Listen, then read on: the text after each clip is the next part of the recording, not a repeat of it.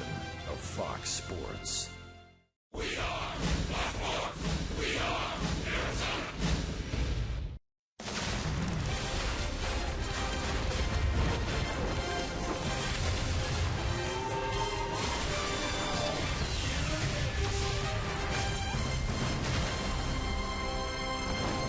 Summertime, home in Arizona. That means D-backs baseball inside the air-conditioned, comforted Chase Field. D-backs today thanking our great fans for the Paul Goldschmidt voting effort with Goldie All-Star T-shirts as the D-backs look to win for the 5th time in 7 games here at their home field and clinch this series with 2 in a row against the Chicago Cubs.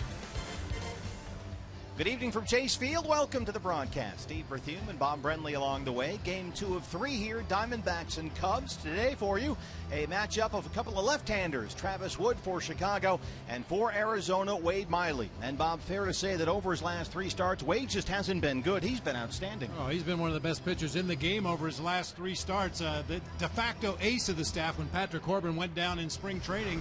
Wade Miley was the guy that stepped in, pitched the opening day in Australia, and struggled throughout the early part of the season.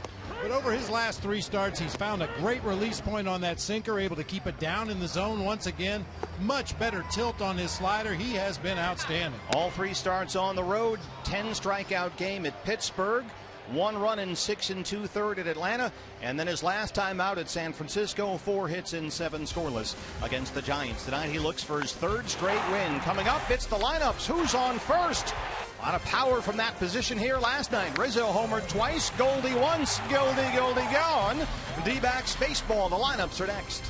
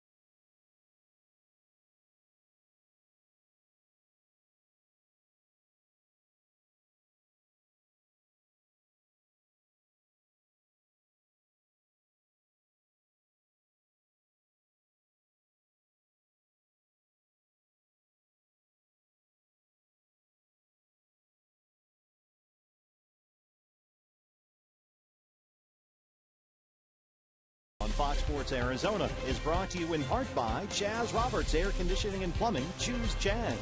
By Grand Canyon University. Find your purpose at Grand Canyon University.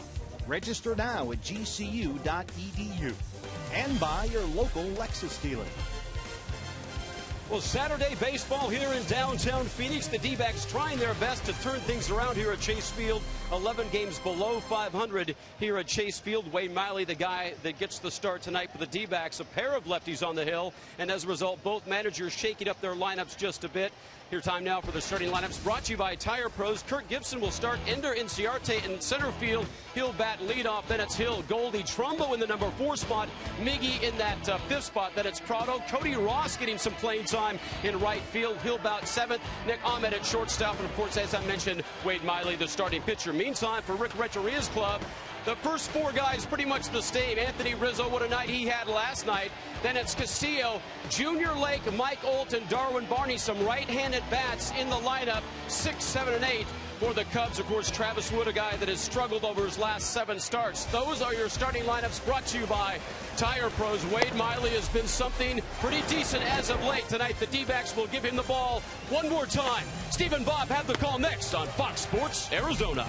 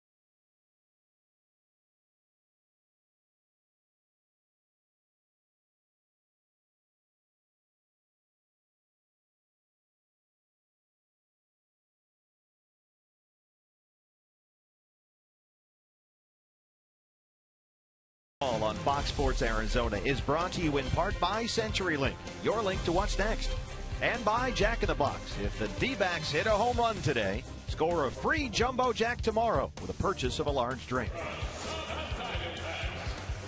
He's America's first baseman. First 20,000 D-backs fans here at Chase Field today getting their Goldie All-Star T-shirts, courtesy of the Diamondbacks. To thank our tremendous fan base for their voting push to get Goldie in his rightful place starting in the All-Star game. I happen to have one of those Paul Goldschmidt America's First Baseman T-shirts. I will wear it proudly. Your Arizona Ford starting pitcher for the D-backs tonight, Wade Miley, outstanding lately. Unbeaten in his last 7 starts. The hits and walks are down. The strikeouts are up. A chance tonight to win his 3rd straight start. Mike Harkey is his pitching coach. Well, Wade's grown up a lot as far as his mechanics and his being able to repeat his delivery, and that's something that we've strived for since day 1 of spring training, to find him a routine that fits his repertoire. He's been able to do that his last 3 starts, and it's proved consistent for him. Well, Wade Miley, the strikeout totals have been climbing lately. Top 10 in the National League in strikeouts. And Bob, at the same time, fewer base runners in each start. The whip puts Wade in the top 25 in the league. Yeah, he's improved every area of his game. We touched on it briefly in the open of the show. Has a much better arm angle right now, driving that ball down to the bottom of the strike zone. Much better tilt on that slider. And one thing that was a little concerning for Wade early in the season, as of June 18th, he had given up 17 homers, the second most in the majors, has not given up a home run since June 18th. 29 innings pitched, 122 plate appearances. Our Mid-First Bank starting defense tonight behind Wade Miley. Mark Trumbo in left field once again. Ender Inciarte in center field tonight. Cody Ross getting a start out in right field. It'll be Prado and Ahmed on the left side of the infield. Hill and Goldschmidt on the right side. Miguel Montero behind the plate for lefty Wade Miley. So Cody Ross in right field getting the start against the left-hander Travis Wood. No Peralta, no Parra, no Gregorius tonight, as several of the key left-hand bats sit for Kirk Gibson tonight.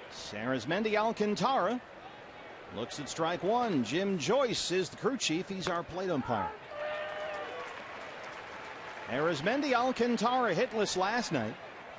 Just the second game he's played in the big leagues in which he went without a hit, and even with that, he impacted the ball game, had a walk and a couple of stolen bases. And as we mentioned last night, this is a young man they are excited about. 9 hits in 26 at-bats to begin his major league career. And 5 of those hits for extra bases.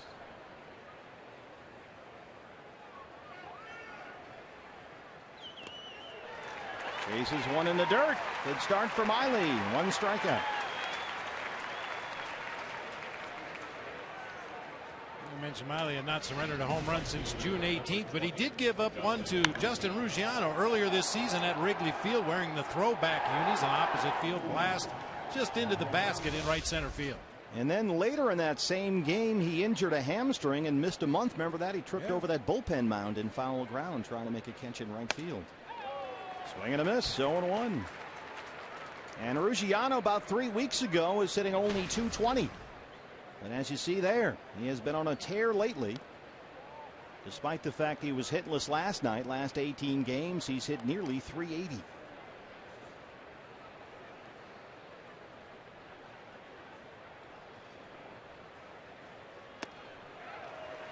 Wade Miley throwing strikes.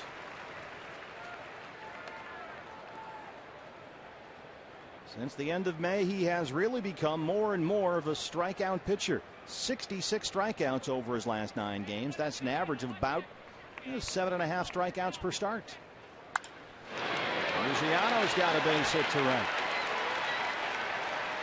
Here comes trouble. It's Anthony Rizzo. A big night last night.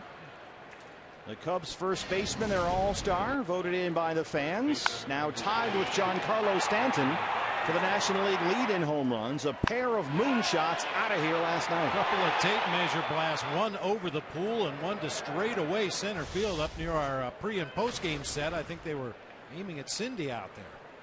She didn't have her glove.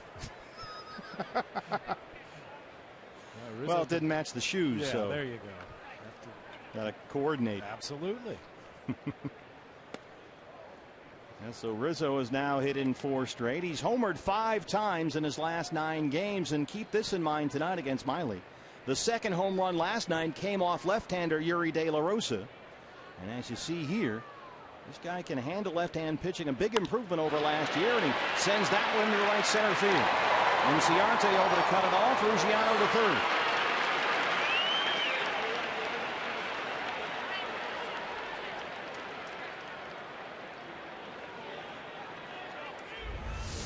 Anthony Rizzo has always been a good hitter at every level he's played, coming up through the minor leagues and here at the major league level as well. But I think we're really starting to see him flex his muscles this year, pick certain counts to look for a ball to drive out of the ballpark. He's always going to hit for a high average because he has such a great knowledge of the strike zone and what he can and can't handle. And I think the power numbers are going to continue to climb for the Cubs first baseman. The light is shining on him, certainly in this series. Starlin Castro, the shortstop. Miley in immediate trouble here. They're on the corners with 1 out, and Castro up. The batting average up about 30 points over last year. He's already passed his home run and RBI totals from all of last season. And that OPS is up about 130 points. A nice bounce back year for him so far. Miley behind here, 2-0.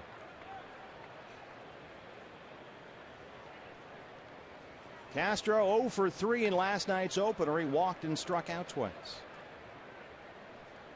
And he will be aggressive in a 2-0 count. We saw him swinging in a 3-0 count last night. Anytime he gets that count in his favor, he anticipates fastball, gets that bat started a little bit early. That's when he's at his most dangerous. Ruggiano is the runner at third. Rizzo at first. A couple of all-star first basemen right there. Here's the 2-0. Down the line in right and drifting into the seats.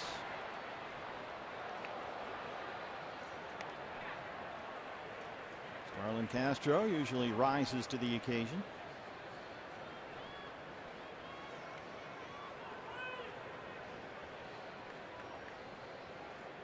Well, Castro said he doesn't go up there and give at bats away to anybody. That happened a lot to him last year.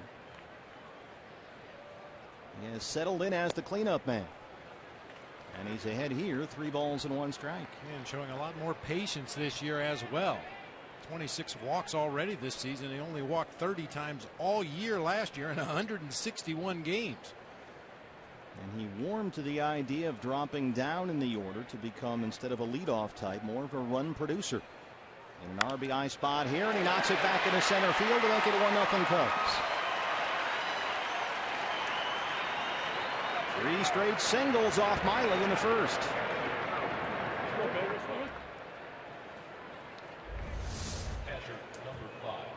Castro, a guy that's always had a knack for finding holes. He gets a lot of base hits. They're not all struck well, but just seems to have that bat wired in to hit the ball back up the middle of the field, find the hole on the left side, find the hole on the right side. This time right back up the middle for an RBI base hit. Well, his career high is 78 RBIs, and he's only 25 shy of that now this year. Off the bat at 104 miles an hour. So it's 1-0 Cubs. Here's the catcher, Wellington Castillo, batting 5th tonight. 231 and 6 homers. He was 0 for 4 last night, struck out 3 times.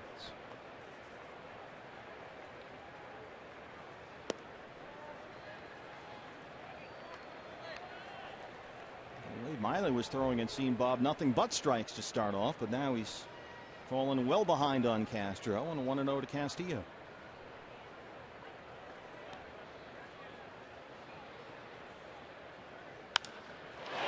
In the air to center field, Ender Inciarte is at the wall, and he won't get it. It's over his head.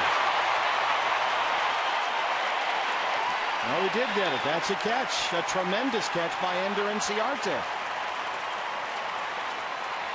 Disappeared just over that 407 mark in dead center field. That's about as far as you can hit a ball in this ballpark and record an out. And now Aaron Hill having a discussion with Doug Eddings about the base runners there. Some confusion on the base paths for the Cubs. Well, once you commit to go all the way back to the wall, you better give it a good effort, and boy does he ever. Inciarte climbing that barrier in center field right at the 407 mark. That's as high as he can jump on that fence out there. Makes the catch way up in the webbing of the glove. What a play.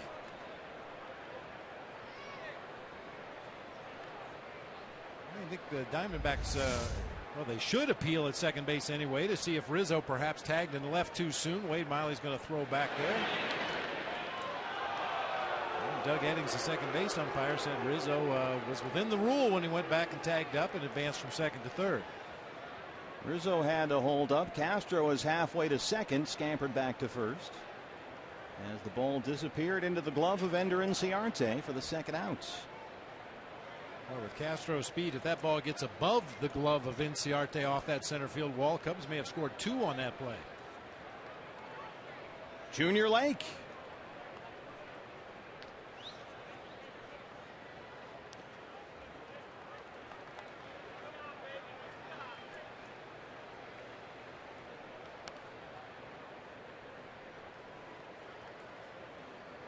Miley trying to strand 2 here and keep it 1-0.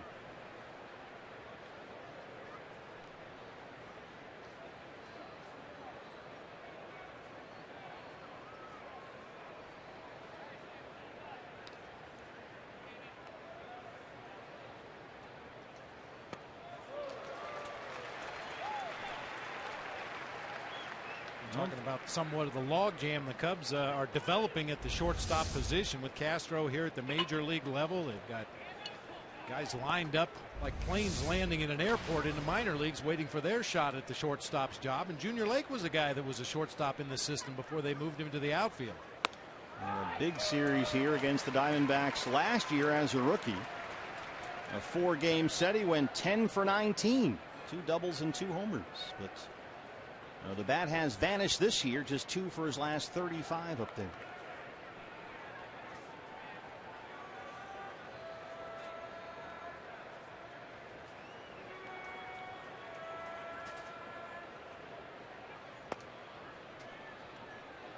Two and two.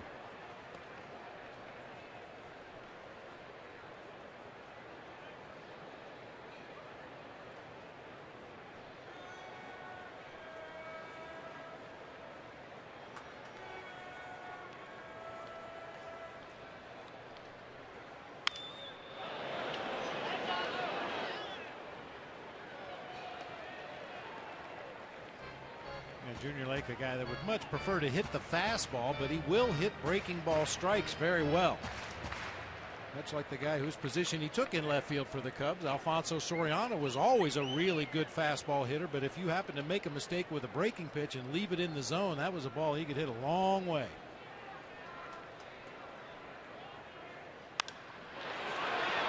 Right center field in Ciarte. Wade Miley strands 2, but the Cubs get 1. They'll go to the home half. Diamondbacks down 1-0.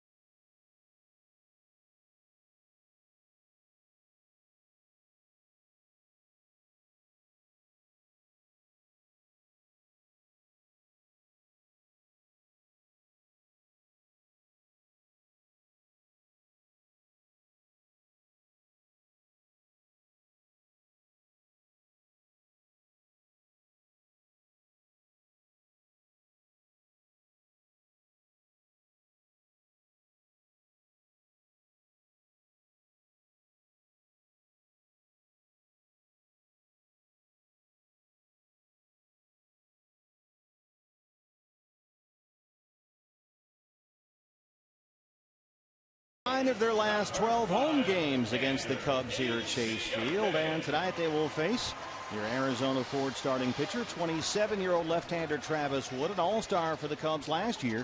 This year, not so much. Top 5 in the National League in walks issued, top 20 in hits allowed. Turner Ward is the D-backs hitting coach. He pitched well against us last time. He uses his cutter effectively, uses it both sides of the plate. And, you know, he's a guy that, you know, from our standpoint, especially from the righty standpoint, you got to pick one side and stay aggressive in the zone. He's a strike thrower, very aggressive in the strike zone, so we're going to, you know, be aggressive. Pick one side. Yeah, either look in or look away. Don't try to guess along with him or the catcher Wellington Castillo. Give him one side of the plate and be ready to hit anything on the side that you choose. You can't be prepared for the cutter in as a right-handed hitter and still cover the plate on a sinker away. Make a lot of easy outs, weak contact, and against a guy like Travis Wood that likes to use both sides of the plate the way he does, the game plan is give him one side or the other and make sure you hit the ones on the side you pick. And as Turner Ward mentioned, a very good effort against the Diamondbacks earlier this year. Wood pitched to a 3.11 ERA last year. As you just saw, this year that ERA is almost 5.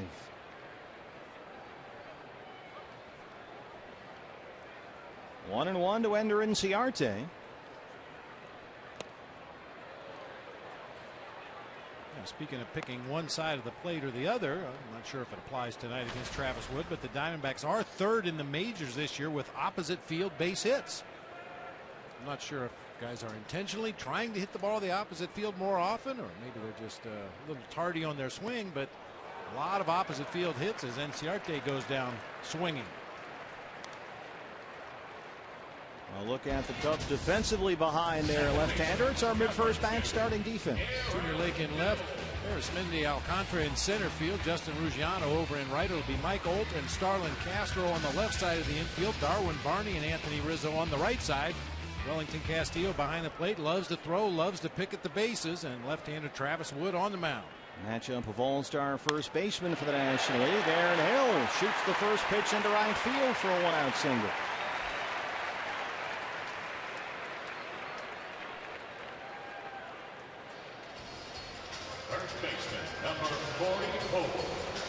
Here's Goldie, a home run and a walk last night. Speaking of opposite field hits, his 17th home run of the year. Yeah, Anthony Rizzo wasn't the only first baseman hitting home runs last night. Good to see Goldie drive that ball out of here to right field. Pitch up and out over the plate.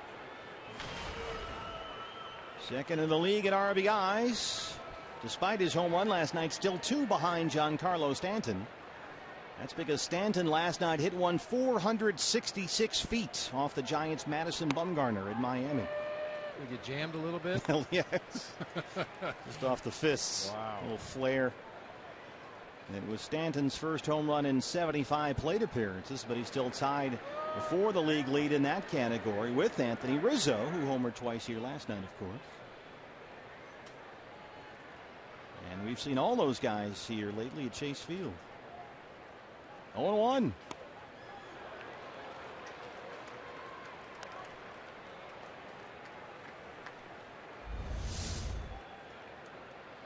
It's that backdoor cutter, just a little bit of movement, starts it just off the outside corner of the plate, cuts it back to the outer third of the plate. Looked like Goldie was looking for the outer half, at least on that last delivery from Travis Wood. On the way again.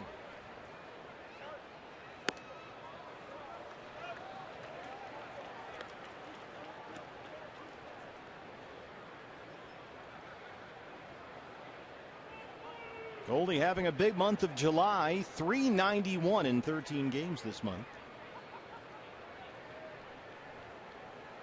He's got Aaron Hill at first, a ball and 2 strikes.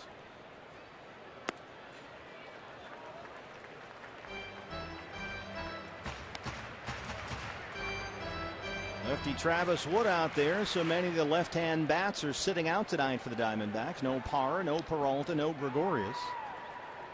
And those 3 last night combined for 5 hits and 3 RBIs. So tonight it's the right-hander's turn to produce.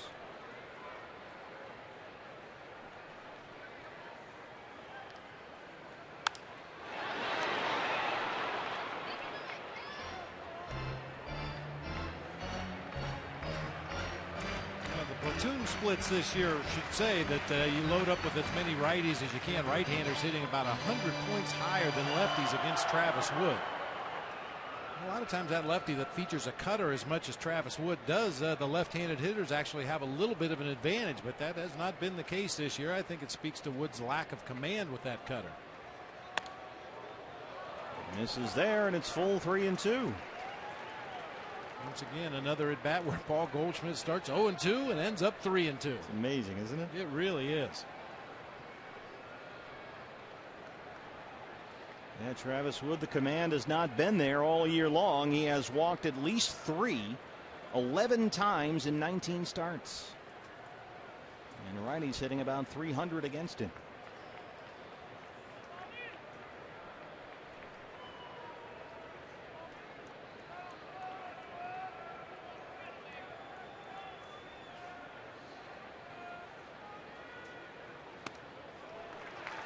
Ball 4, 2 on, 1 out for the D-backs, and here comes Mark Trumbo. And Trumbo has a decent track record against Travis Wood. Saw him at Wrigley Field back in April. And this was Mark's last home run, April 21st. That was the last series in which he played before the stress fracture that caused him to miss 71 games. Hoping to pick up right where he left off against Travis Wood and the Cubs. How about this for Goldie? Since June 7th, he just drew his 36th base on balls. The next closest player in the major leagues over that span is Mike Trout with 23 walks. Number one, nobody wants to give Goldie anything to hit if they can pitch around him. If there's a base open, they'll let him walk, and he has such a great knowledge of his own strike zone. He'll take the walks. Trumbo hits a rocket foul down the left field line.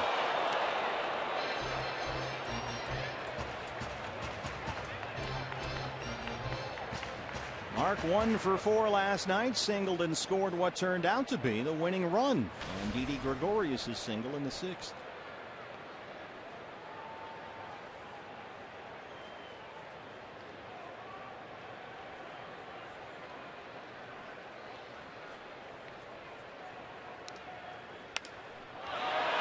High in the air, center field. Alcantara in front of the wall. He's got it.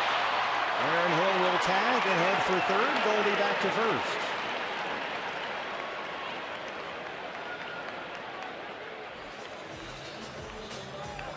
Catcher number 26, Miguel Montero. Just a little bit too much hang time. Got under it just a little bit. Sounded like he barreled it, but just got under that ball a little bit. Died out there on the warning track, 407 feet from home plate. Miguel Montero batting 5th tonight. 262, 11 home runs. Miggy has reached base safely in 15 straight games.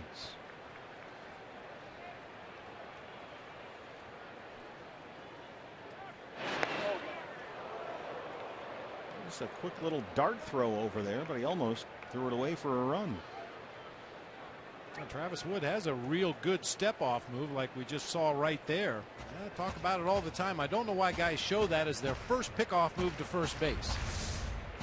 It seems like if you showed a couple of the slow moves where you pick your leg up and read the runner and throw over there a couple of times, you might be able to catch a runner with that step-off move. But when you show it right away, everybody's alert to it. It's the equivalent of a first pitch changeup, maybe. 0-1.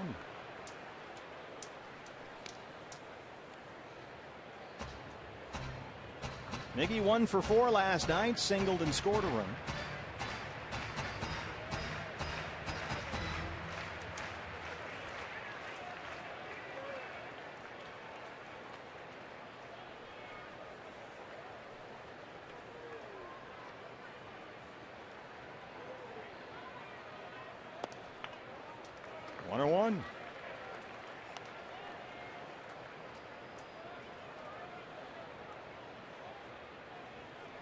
Wade Miley was in this spot, and runners on the corners. Managed to strand 2 after giving up a run. Wood trying to keep that goose egg up there.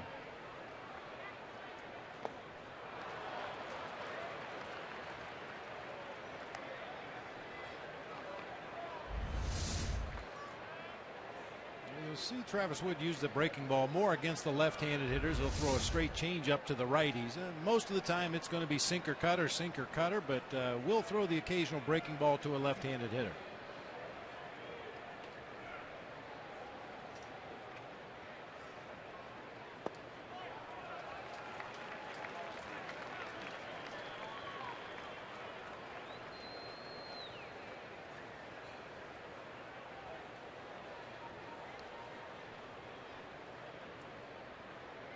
Aaron Hill is the runner at third. Paul Goldschmidt at first. 2 balls, 2 strikes, 2 outs.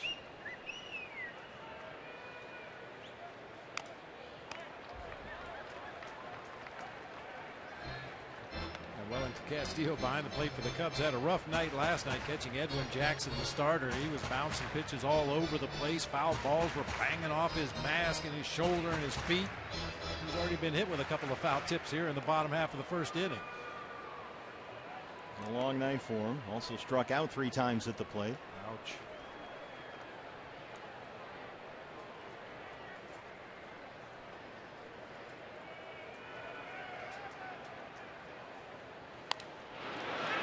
Behind Dave McKay at first. Dave Budrewicz has to range well out into right field to get that one. Yeah, play the sun out there. Dave's got the tough sun field in right early in the ball game. Dave is down the right field line, our Golden Glover. Gary Schiffman manning left field. Another 2-2 to Miguel Montero. It's full.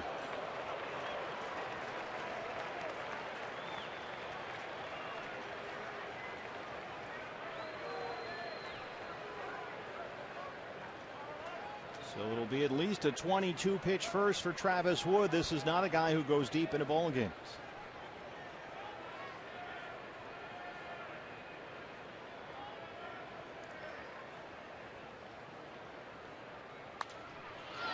Popped him up. Castillo will give it a look, but it's in the seats.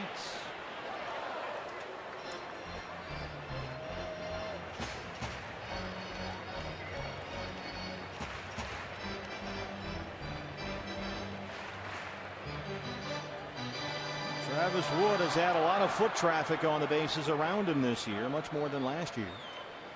His whip, which is walks and hits per innings pitched, basically measuring how many base runners a pitcher allows. Very good last year. This year, not so much. It's way up. Bases are loaded. A single and a pair of walks. And here comes Martin Prado. Now batting, third baseman, number 14, Martin Prado.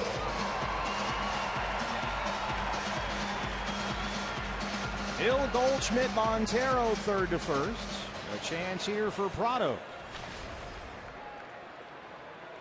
277 and 4 homers. He had a pair of singles and scored a run last night before he was ejected by Corey Blazer after a disagreement about the strike zone.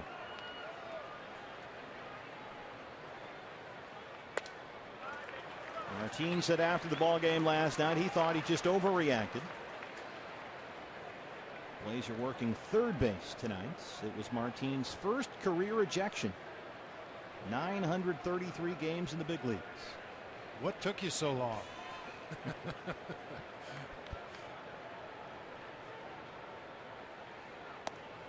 There's a strike, 1-1.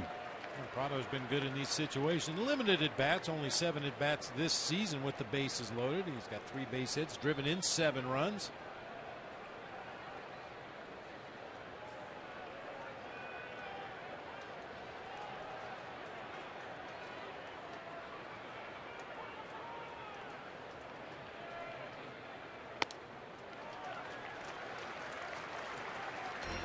Strike zone getting away from Travis Wood a bit here.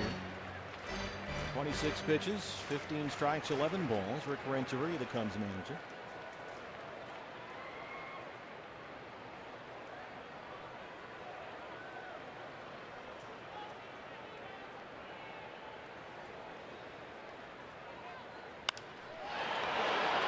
High in the air, playable for Lake and left. And the Diamondbacks leave them loaded. Through one, they trail it 1-0.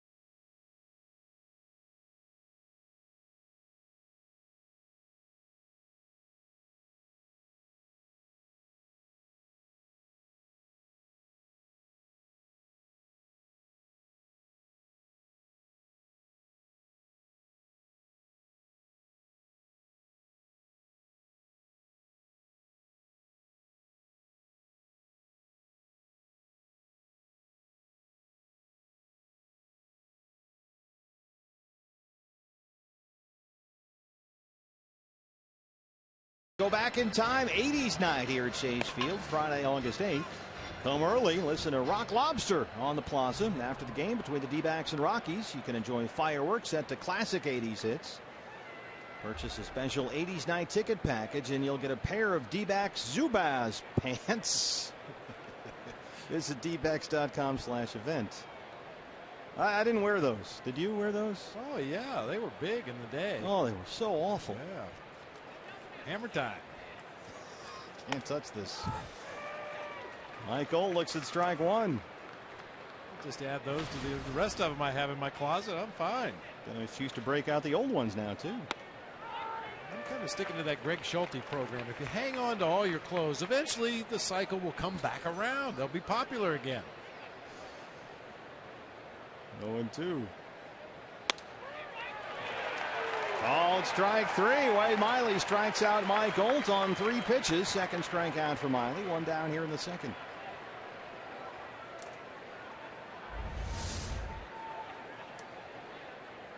About pitching aggressively in the strike zone. Wade Miley coming right after Mike Holt. Not wasting any time, not wasting any pitches on the 0-2 count. Just pounds away at that inside corner for a called strike 3. Darwin Barney getting the start at second base tonight. He jumps on the first pitch, rolled right to Nick Ahmed. While we have a moment before Travis Wood takes his at bat, let's take a look at our Valley Honda dealer keys to the game. And with Calais Campbell making a visit to the booth later on, we tried to stick with a football theme. Establish the ground game for Wade Miley. When he's at his best, he's a ground ball pitcher. Got a ground ball off the bat of Darwin Barney right there. And against Travis Wood, rush the passer. The equivalent of the quarterback is the pitcher on the mound. The Diamondbacks did a great job in that 5th and 6th inning last night of rushing the passer. 4 hits in the 5th, 5 more in the 6th, scored 5 runs in those 2 innings. Travis Wood, the pitcher, as Miley looks for a quick second after that rocky first. Drops it into left center field for a base hit. 4th hit for the Cubs. 9th hit of the season for Travis Wood, including a couple of home runs and a couple of doubles. This guy is dangerous with the bat. Some of the people with the Cubs organization were saying with the lineup as it's configured tonight, he probably ought to be hitting 6th or 7th. There's Mendy Alcantara. Saw him at second base last night. Tonight getting the start in center field. Oh, yeah. And they have Wood picked off. That ends the inning. So it ends up being a 6-pitch second for Wade Miley. Well, those left-handers have pretty good pickoff moves. Left-hand pitchers can even get caught napping.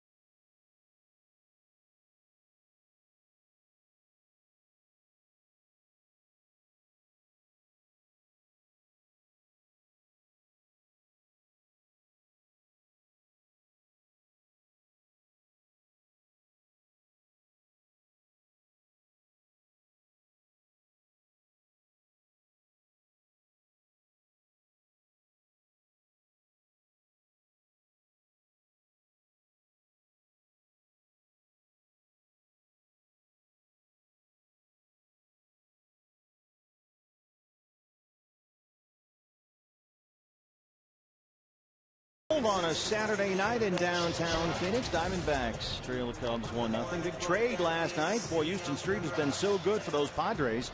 Now in Anaheim as the Angels, Bob, continue to rebuild that bullpen.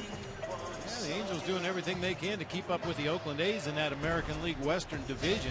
It's going to be a good race. If the season ended today, there would be 3 teams from the AL West going to the playoffs. Both Los Angeles and Seattle would grab the 2 wild card spots, of course, with Oakland leading the division by a game and a half. Well, the Angels added Jason Grilli from the Pirates. They, of course, got Joe Thatcher from the Diamondbacks, and now closer Houston Street from the Padres. Angels and Mariners played a marathon game last night. Watched the last 3 or 4 innings after we got home from our ball game last night. And Oakland had an exciting comeback walk-off victory against the Orioles. Josh Donaldson with a home run to straightaway center field to walk the A's off last night.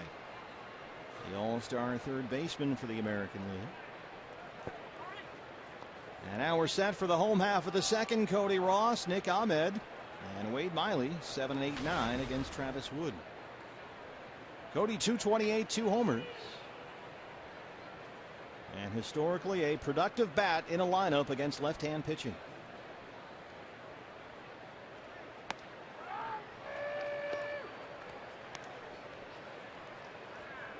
Cody 295 career against lefties. That number was over 390 last season. This year it's under 260.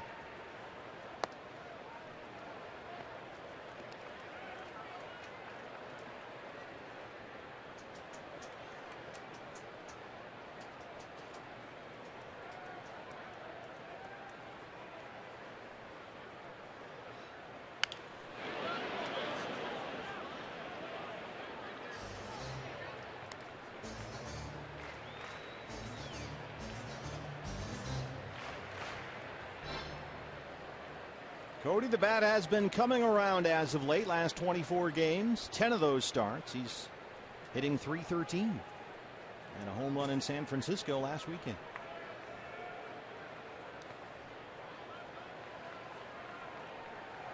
When the D-backs win, you win at Papa John's. A day after every Diamondbacks win, you get 50% off your regular menu price online order at Papa John's. Enter promo code DBACKS50 at papajohns.com.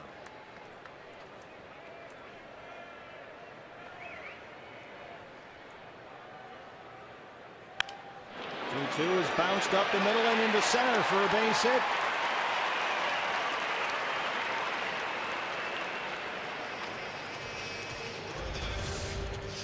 You can see that big hole up the middle of the field. Darwin Barney shading up the middle, but because of that, Starlin Castro moved over into the hole a couple of extra steps, and Cody Ross split that gap perfectly up the middle for a leadoff hit. And now we'll look at Nick Ahmed.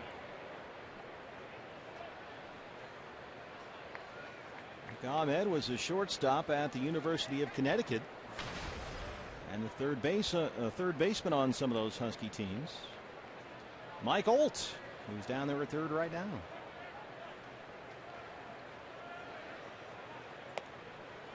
We heard Turner Ward earlier talking about the approach against Travis Wood.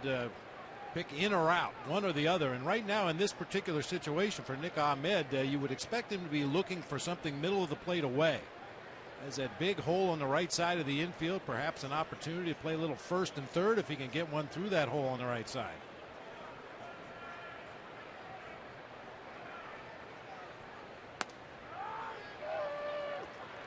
Travis Wood jumps ahead 0-2 on Nick. Productive in his last 2 starts.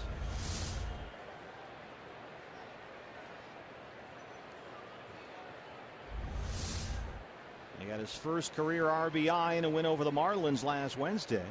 And then in his next start, which was Sunday in San Francisco, and his first career 2-hit game. Near the line in right, Ruggiano coming up.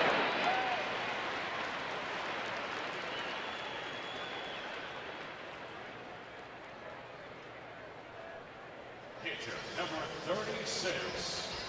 Well, Travis Wood was a hitter in his first at bat tonight. Now here's Wade Miley's chance.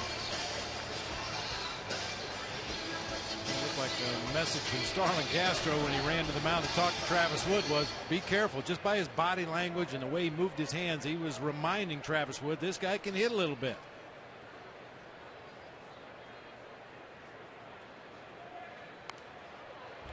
Sets up a bunt attempt. No balls and one strike.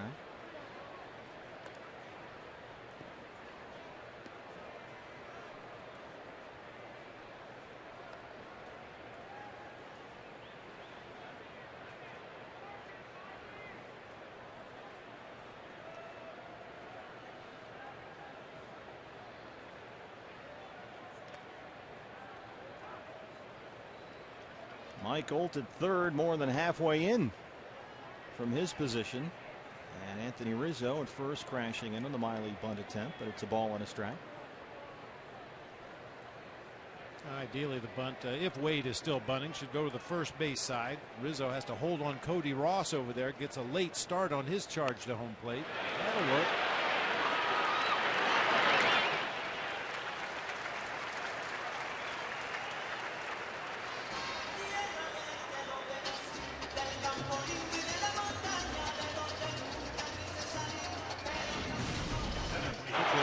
Than a one-run deficit had it not been for this great catch by Ender Inciarte out in center field, climbing the wall to take extra bases away from Wellington Castillo and keep at least one, maybe two runs off the board. Ender struck out in his first at bat. He's up there with 2 outs and Cody Ross at second.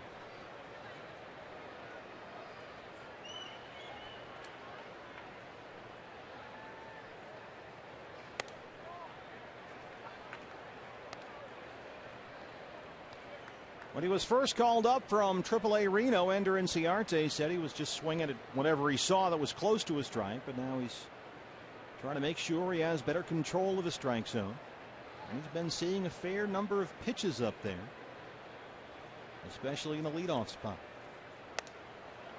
He's a rip at that one. It's 1-1. And he's shown a knack for spoiling some good pitchers' pitches, getting deep in accounts. I think he'd like to have that one back. Yeah, though. you can see his frustration. I think he was upset that he swung at a pitch up in the zone like that. Ender Inciarte with his speed looking for things he can either hit on a line or hit on the ground rather than loft the ball in the air. Here's the 1-1. Watch out, Aaron Hill. Wow. Kind of sneaking up there in that on deck circle and that little check swing. I'm going back to the dugout.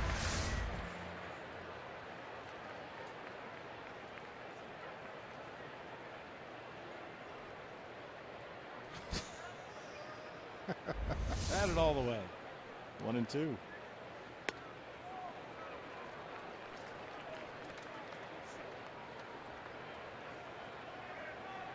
Once again, the pitch count is getting away from Travis Wood.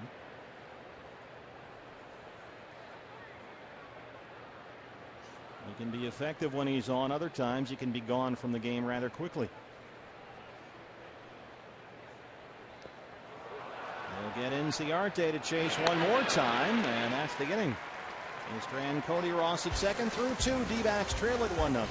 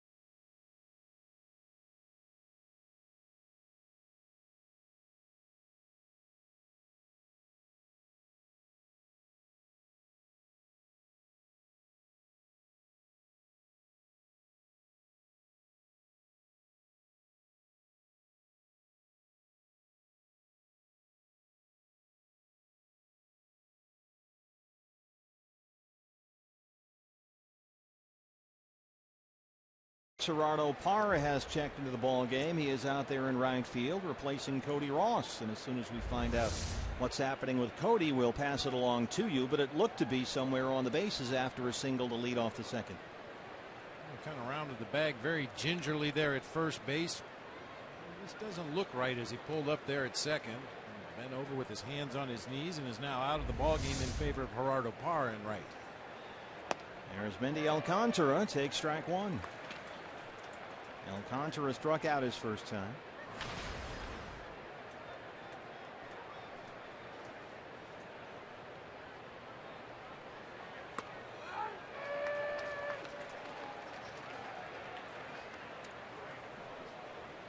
Wade Miley, 31 pitches now, 21 for strikes. He has come out throwing strikes. After a quick second, he's ahead on Alcantara 0-2 and rings him up. 3 strikeouts for Miley. One defensive change for the D-backs this inning. Now in right field, number 8. Alcantara looked very aggressive last night, hitting from the left side of the plate. Very passive tonight from the right side. He's taken some very hittable pitches from Wade Miley. Struck out twice in the game already. We're only in the 3rd inning. Justin Ruggiano singled and scored the game's only run his first time. He bounces one to third. The backhand stop by Prado. 2 down. Well, Miley had a 6-pitch second. Now working on a bang-bang third, but now he's got to deal with Anthony Rizzo. Well,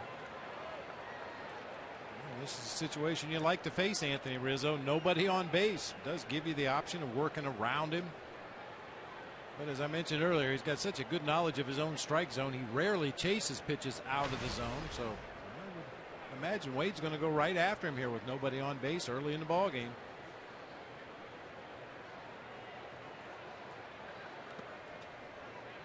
Bounce that one 1-0.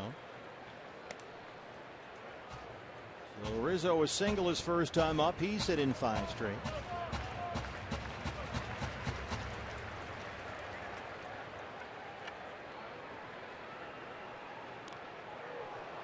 That hit him.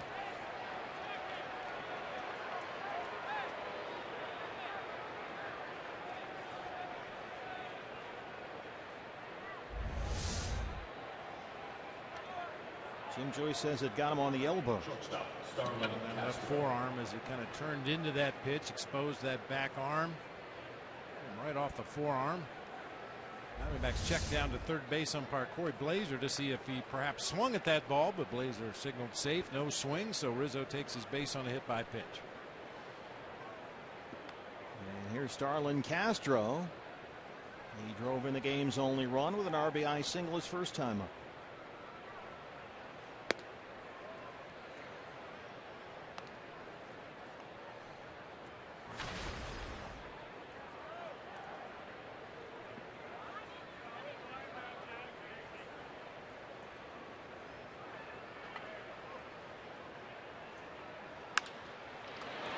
Up the middle. Nice stop there by Aaron Hill. And a step on the bag for the force on Rizzo. An 8-pitch third for Wade Miley, who trails it 1-0.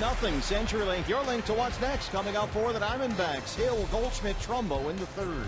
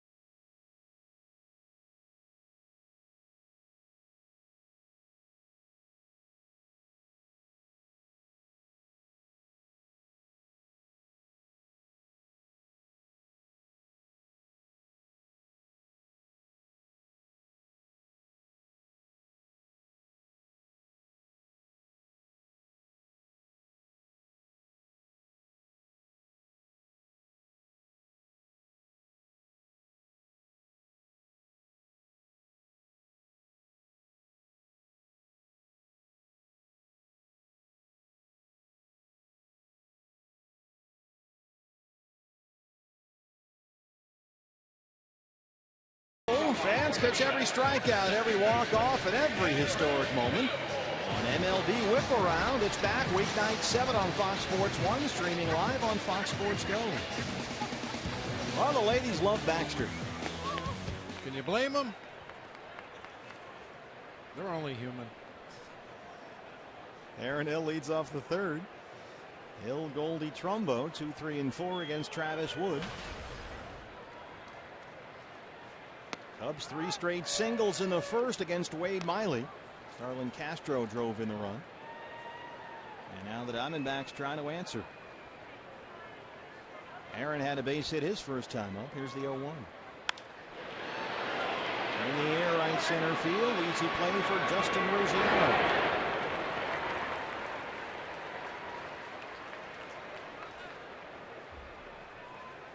First baseman, Paul Goldschmidt.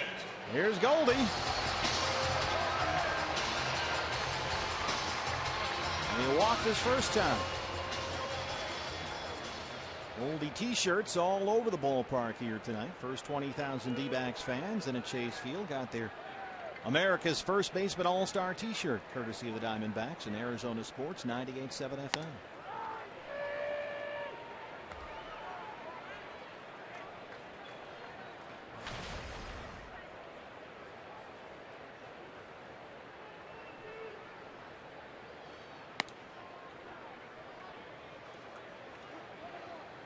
Speaking of 98.7 FM, have they officially changed the name of that post-game show yet? I know you've been lobbying for Snake Talk. I just say what the people want. I try to give the people what they want. Base hit for Goldie. We'll talk about that on Snake Talk on the radio after the ball game, or Diamond Talk if you're from the old school. I can't get Leo Gilmartin to budge on that one. Left fielder. Leo can be stubborn that way. You see Paul Goldschmidt beats the shift. It's Darwin Barney playing right up the middle of the field. Starlin Castro playing Goldie to pull on that left side, and he finds the hole somehow. Mark Trumbo, his first time up, hit a very high, deep ball to center field. That's Alcantara caught right in front of the wall.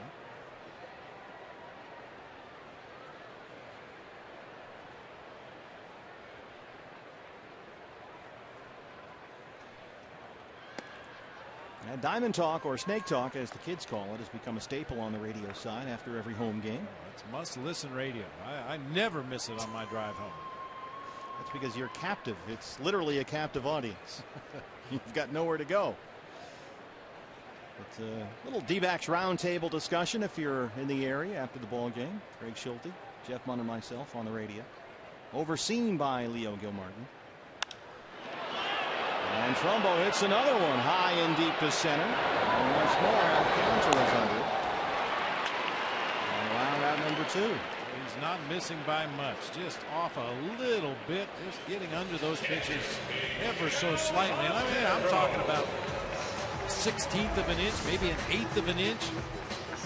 Just gets underneath it. Got it on the barrel, but high in the air to center field. A little frustration there for Mark. What does that tell you about the timing after the long layoff? Yeah, just a little bit off. I mean, not much. It's surprisingly, he's looked very good at the plate in my eyes. He hasn't swung at a lot of bad pitches. When he's had pitches in the strike zone, he's put a good swing on him, but maybe just a hair off, and that's a good thing. He's very close. Miguel Montero walked his first time. Wood now with 50 pitches. Base hit for Miggy. Goldie will take the turn and head for third.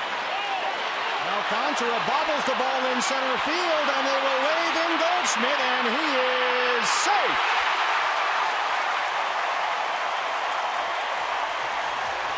A big roll of the dice right there from Glenn Sherlock at third. He saw Alcantara bobble the ball in center, and he waved Goldie home to tie it up.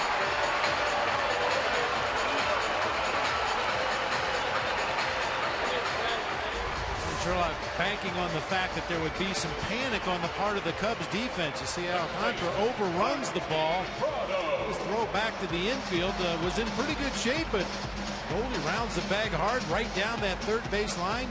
Gets around the tag of Wellington Castillo. The throw beat him to the plate, but because he did not slide, he was able to sidestep the tag and get a hand on the plate.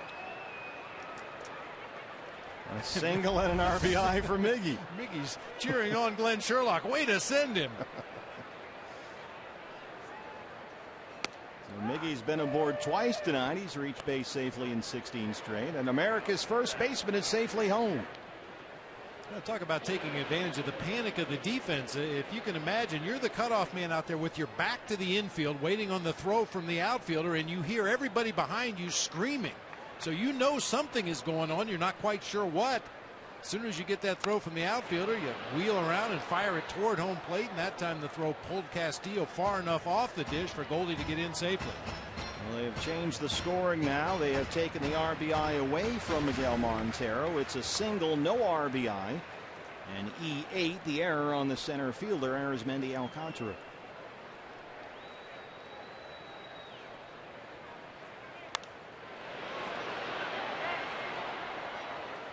The Miggy base hit up the middle looked just like a routine ground ball through the infield. You would assume Alcantara was just going to pick it up and throw it back into second base, but when he overran the ball, everybody went into panic mode. Starlin Castro ended up being the cutoff man. He was a little late getting to his position, and maybe that's the reason for the errant throw home. Another 0-2 to Prado.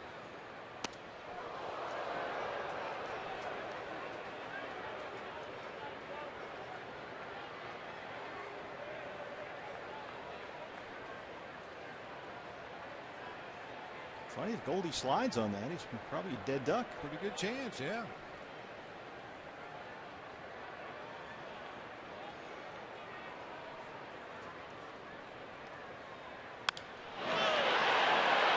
Left center field, Alcantara. Miguel Montero's single brings in America's first baseman. Get your Goldie t-shirt right here. Here he comes. Diamondbacks have tied the Cubs 1-1 after 3.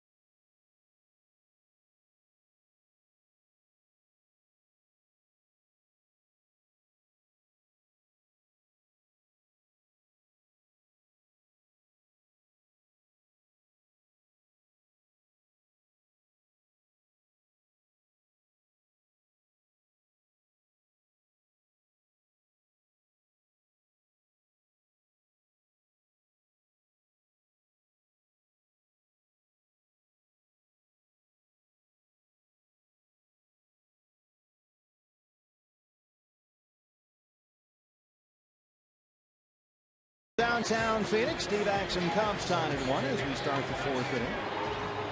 Don't forget, fans, now's your time. Send in your fan photo on with the Twitter and the hashtag of the whole thing, AZFanPhoto.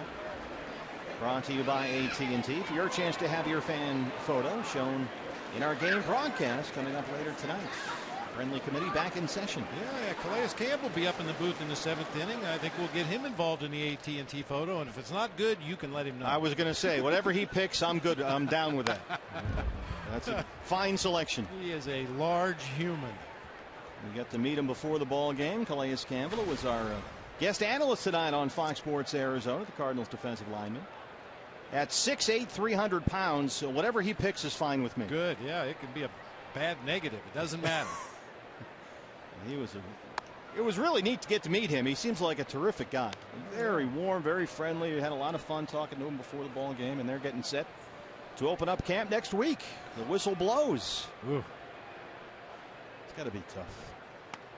Wellington Castillo 2-1 now. I'll have to ask him about training camp. You know, during the regular season, I'm sure he can expound on this a lot better than I can. But, you know, each week you're preparing for an opponent. Very specific things you're working on and tendencies and all that good stuff. But in training camp, they're just beating them up. Wellington Castillo sends Trumbo to the wall, and it's over his head for a home run. Castillo's 7th, and it's 2-1 Cubs. Well, Wellington Castillo last night 0 for 4 with 3 strikeouts. But a couple of deep fly balls here tonight. One into the glove of Ender Inciarte in center, and that went over the head of Trumbo in left. 7th home run of the season for Wellington Castillo. Got a pitch up and out over the plate. One of the few mistakes Wade Miley has made in the early going here tonight. And remember, Miley had not given up a homer in any of his last 4 starts.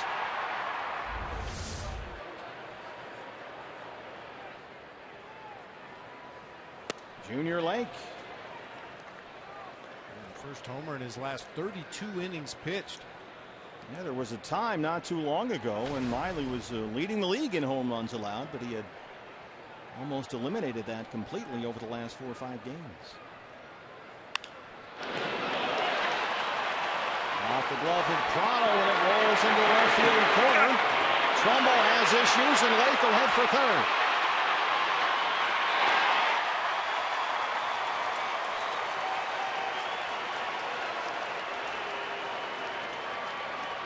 Mark Trumbo didn't play the hop cleanly off the bullpen fence down there, and it allowed Junior Lake an extra 90 feet. Oh, smoked by Martin Prado. Barely had time to react on that hard hit ground ball, and then you see it ricocheting around down there in that corner where the foul pole padding and the fence and the foul line, everything gets into play. Man, ugly looking slide by Junior Lake. That right arm really tucked underneath there. Needs a few extra minutes to catch his breath. His 3rd triple this year. So a home run and a triple to open up the Chicago 4th. Mike Olt struck out looking on 3 pitches his first time up. Mike Olt struggling. 144 on the year, 3 for his last 31.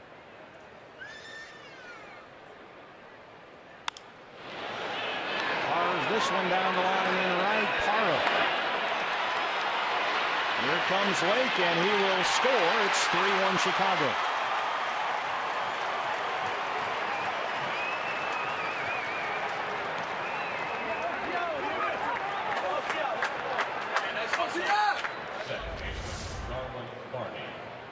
Nice effort by Parra here, and a good throw right on the money to Miguel Montero. Junior Lake, however, runs extremely well, long striding down that 3rd baseline, and gets a hand on the plate before Mickey can get the tag back there.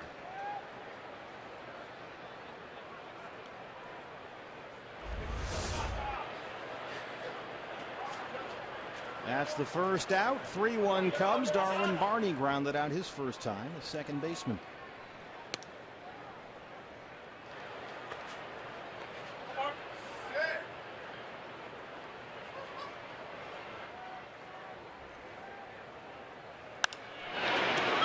To Goldie.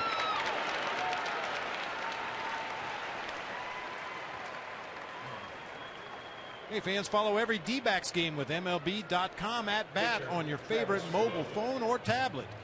Get live look-ins, instant replays, scores, stats, audio, free MLB.tv game of the day, and more. Download on the App Store or visit dbacks.com today.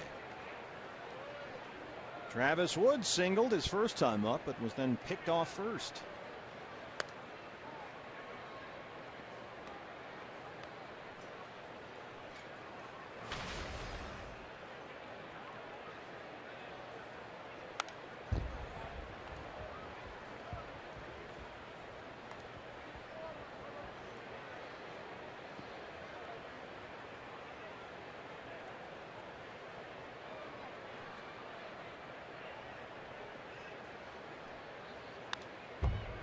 Pitch number 50 from Wade Miley is fouled back. It's 1-2. 50 pitches, 32 for strikes.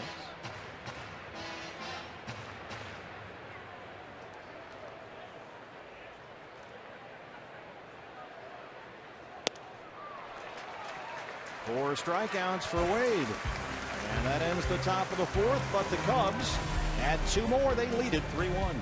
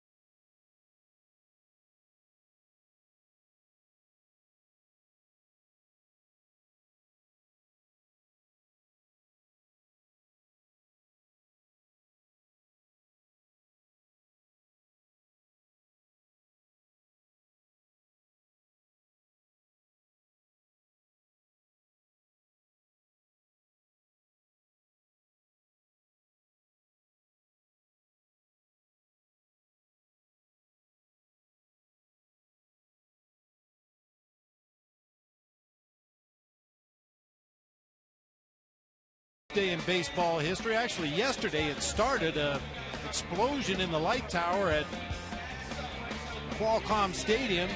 Curt Schilling was the starting pitcher that day for us and had to come out after 2 innings. The game was resumed the next day, and Randy Johnson took the mound for the Diamondbacks and set a record for strikeouts by a relief pitcher. Struck out 16 of the 23 batters he faced in that game. I remember vividly once they determined that the game was going to be suspended, we were going to finish it the next day. It was still a slight possibility we could have brought Curt Schilling back, but Bruce Bochy had loaded his lineup with left-handed hitters against Curt Schilling, so we just decided to plug Randy in there on his regular day to pitch, and that'll work. Boch called my office right after the game had been suspended, and if you know Bruce Bochy at all, or you've heard him do interviews in that very deep voice, "You're going to start Randy, aren't you?" I said, yes, I am. Bochy went through his entire roster in that game. Every bench player got in because he tried to pinch hit for as many lefties as he could against Randy Johnson, but made no difference. The big unit was on top of his game that day. Gerardo Parra checked into the game to start the last inning after Cody Ross had to leave. Apparently injuring himself on the bases. Parra came in to start the top of the third and has replaced Cody in right field. Still no word from the Diamondbacks on exactly what happened with Cody. Appeared to be some kind of leg injury after a single to lead off the bottom of the second. So here's Parra. 1-1. There was actually one other pitcher used in that game. Curt started the game, went 2 innings. Randy came in and pitched the rest of the ball game on the mound, but Brian Anderson was used as a pinch hitter. Curt Schilling's spot was due up first when we resumed play. We didn't want to burn one of our bench guys, so we had Brian Anderson take the at bat in the pitcher spot, and then Randy actually came in the game for Brian Anderson, who had pinch hit for Curt Schilling. There he is on the top left of the t-shirt there, top right, I should say. Brian Anderson. 2-1 to Parra.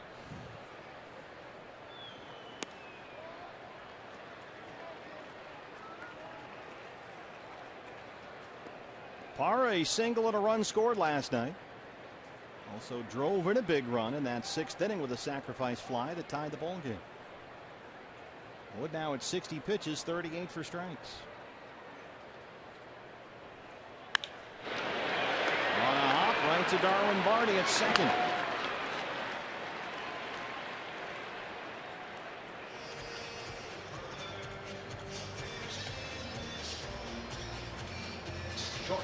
Nick Ahmed. Nick flied out to right his first time, 0 for 1. Have you seen enough to get a kind of a feel for Nick Ahmed yet? Well, defensively, you have to like what you see. He just glides like a water bug across the surface of a lake. He's so smooth defensively. You can see why there are so many raves from scouts that have seen him play defense. Offensively, I think there's still a little bit of work to be done. That'll help.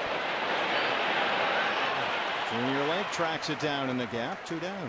And, you know, certainly for a young player, hitting in that 8 spot in the lineup is not the easiest way to learn your craft at the major league level, but the way the lineup is configured, that's where Nick fits in best. So he's just going to have to continue to battle and do the best he can. Good solid contact that time with a line drive to left field. He's hit the ball to right, he's hit the ball to left, but he's 0 for 2 so far. Wade Miley.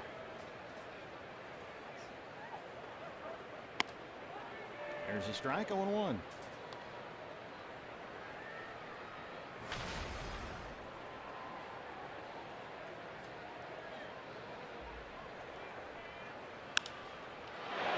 Chops this one out to center. Alcantara has it. 3 up, 3 down in the 4th. Through 4. D-backs trail the Cubs 3-1. CenturyLink, your link to what's next. Coming up for the Cubbies. Anthony Rizzo will hit 3rd in the 5th.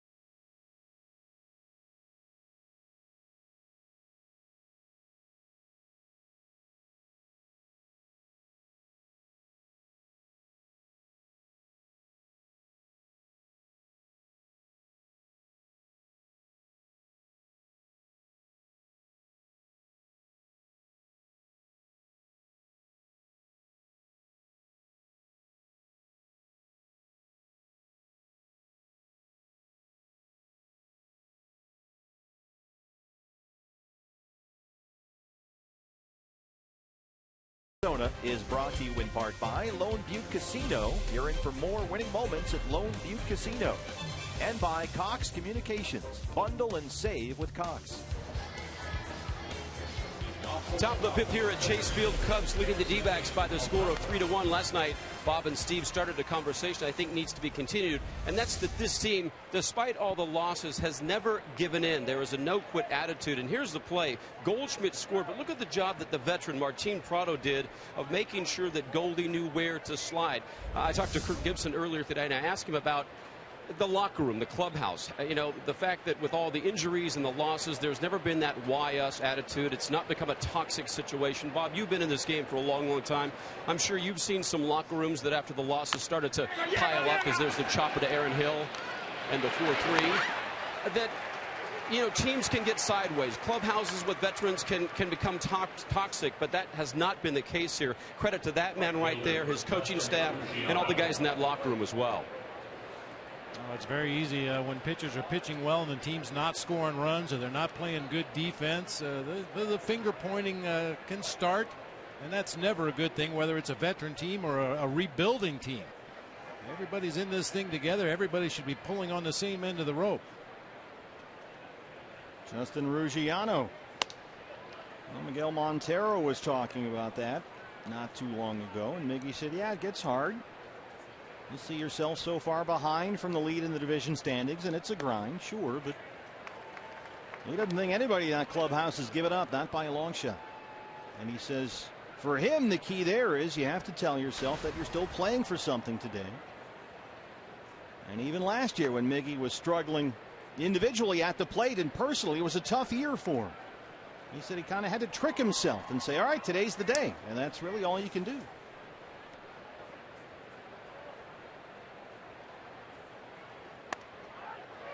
Called strike two. The word on Cody Ross from the Diamondback clubhouse. Cody had to leave the ball game after the bottom of the second inning. Tightness in his left calf. And he's been replaced in right field by Gerardo Parra as Miley strikes out Ruggiano with 5th strikeout. 2 down here in the 5th.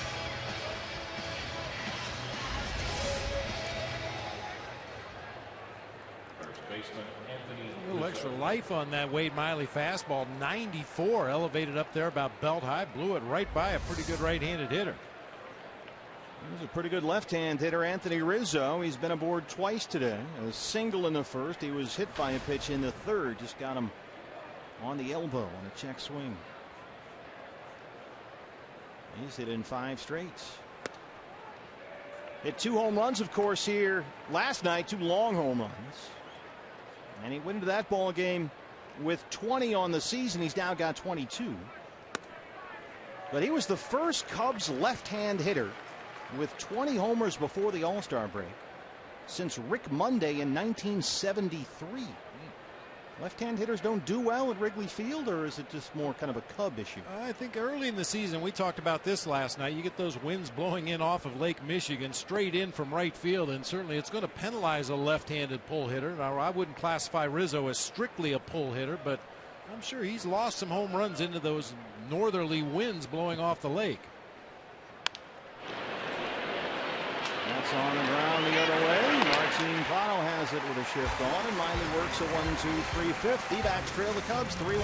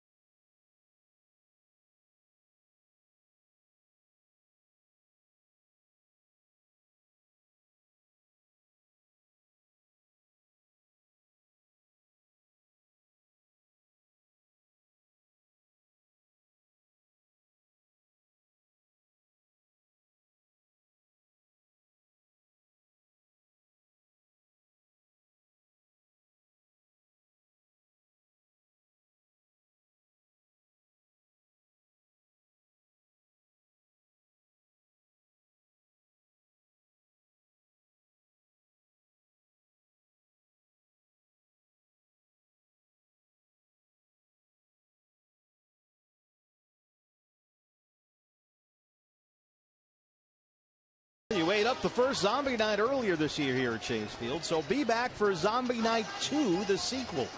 It's Zombie Night 2.0, Saturday, August 2.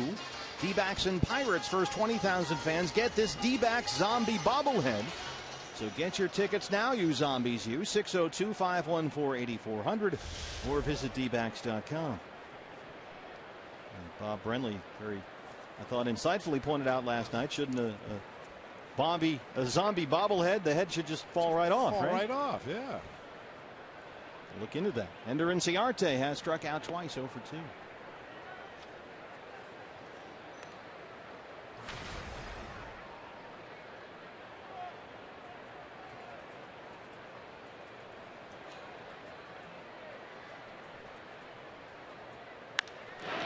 Well hit right field. Ruggiano won't get there at It's over his head and one hops the wall. And Ender Inciarte is in at second with his fourth double.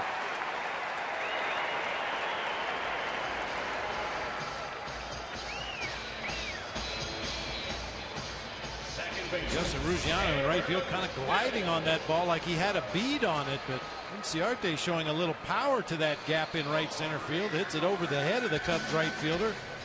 One hop over the wall for a book rule double. He turned on that one against the left-hand pitcher nicely.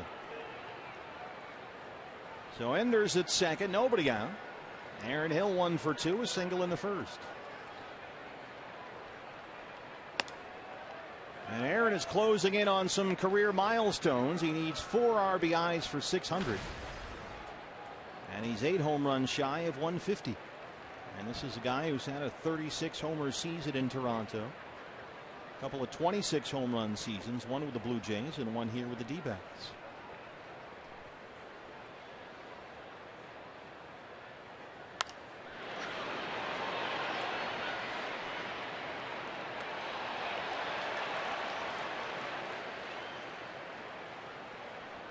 More traffic on the bases behind Travis Wood. Mentioned the whip. Walks plus hits divided by innings pitched, basically measuring how many base runners a pitcher allows. Last year Wood's number was 115. That was very good, 13th best in the league. This year it's almost 1-5, so he's virtually gone from, well, 13th best to out of the top 50. A lot more runners on the bases around him this year.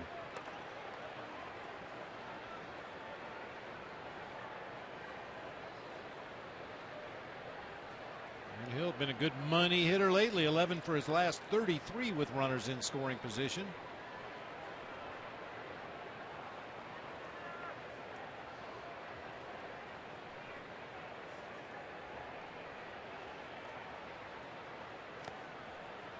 Three and one.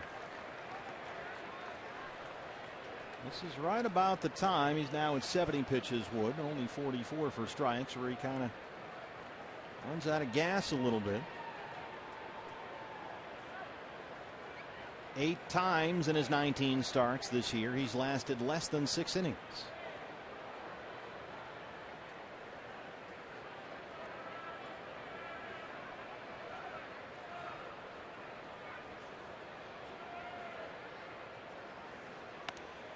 Three-one misses inside, ball 4. Third walk issued by Travis Wood. Here comes Goldie. He had an interesting trip around the bases his last time up after a 1-out single in the third.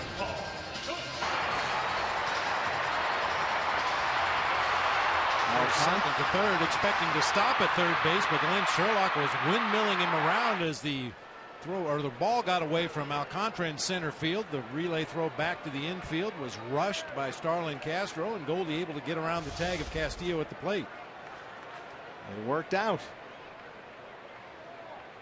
2 on, nobody out. Odd sequence of pitches from Travis Wood there to Aaron Hill. Now, granted, there's a base open, but you got Paul Goldschmidt sitting in the on-deck circle. He threw him a breaking ball in a 3-1 count to lose him to the base on balls. You want to put 2 on for Goldie? I'm fine with that. Yeah, works for me.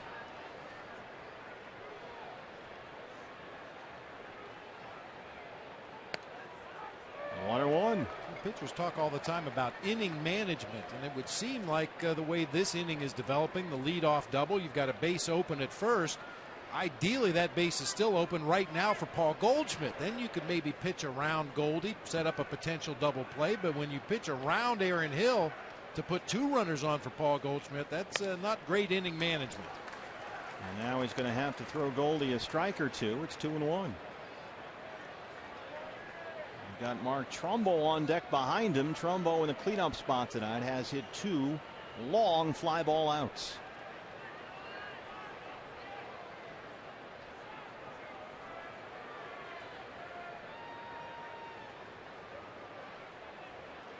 Two balls and a strike. What a pitch to hit right there. Cutter that was intended to be on the outside corner, but strayed back over the inside part of the plate. Goldie had a rip at that.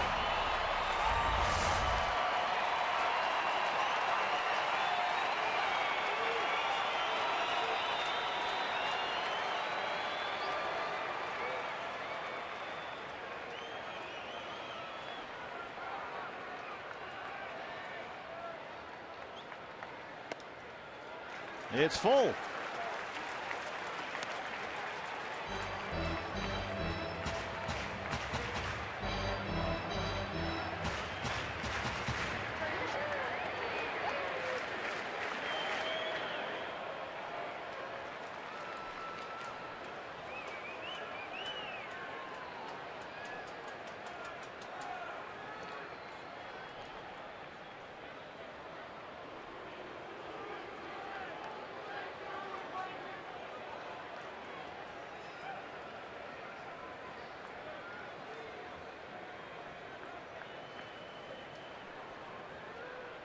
Inciarte, the runner at second. Aaron Hill at first.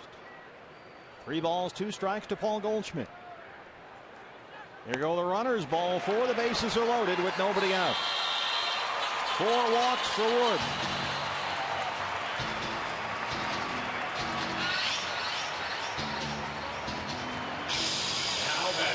And remember, the last home run that Mark Trumbo hit this year was April 21st at Wrigley Field against Travis Wood. Spazio, long, slow walk to the mound.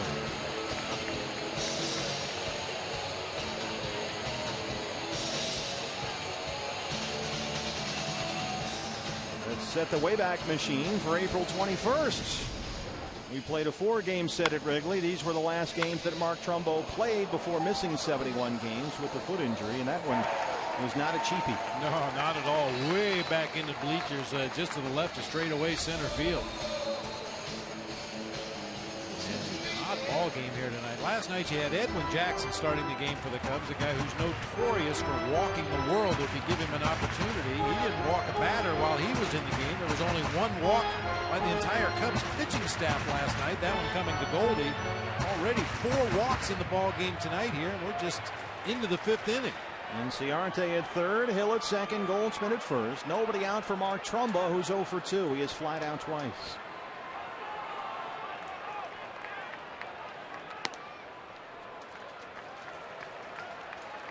It can't be a comfortable feeling, especially if you're a left-hand pitcher, knowing that you have to throw a strike to this guy.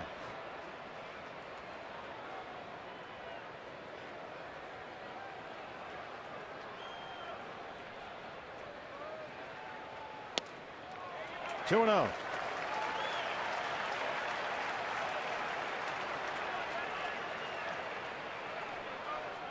Especially when you know that twice in the ball game already, Mark has narrowly missed hitting one off the batter's eye in center field.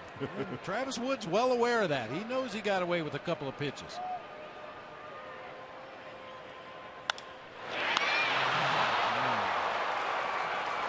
Anthony Rizzo, 1 away.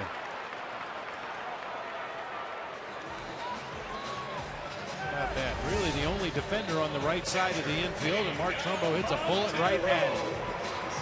Alan Barney, the second baseman, was shading way up the middle of the field. Anthony Rizzo, the lone defender on that side. D-backs now 0 for 5 with runners in scoring position. They have left 5 on base tonight. Left them loaded back in the first. They're loaded now with 1 out here in the 5th for Miguel Montero. Miggy has walked. He's got a single. And he's now hit safely in 13 of his last 16 games.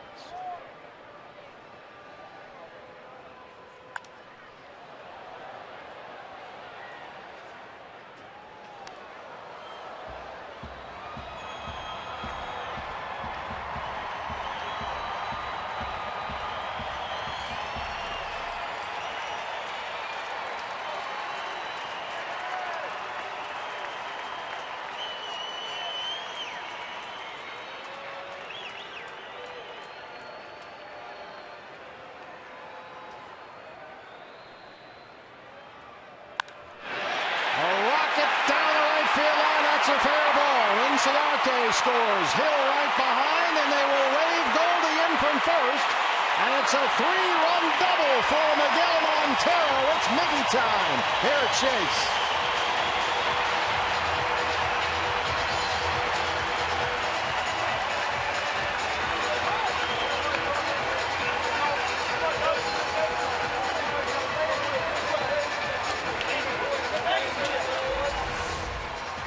Contact by Miguel Montero. Got a hanging slider right in the middle of the plate and did not miss it. ball rattled around out there, hit off the padding and ricocheted to the left, and Ruggiano changed directions and it hit a pad and went back the other way, allowing Goldie enough time to come all the way around from first base and score.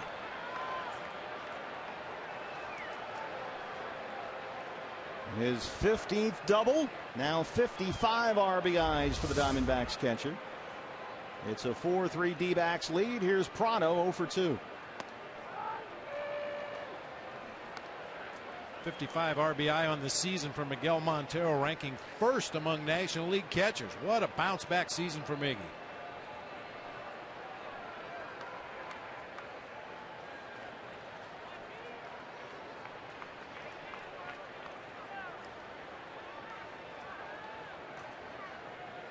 And for the second time in 3 innings, Paul Goldschmidt scores all the way from first on a ball that Miguel Montero hit. Still nobody up in the Cub bullpen. Michael, right to him, he throws it into right field, and Montero gets third. Prado is retired, but Miggy advances 90 feet, and for the second time in this inning, a Diamondback batter lines a rocket right at a Cub corner infielder.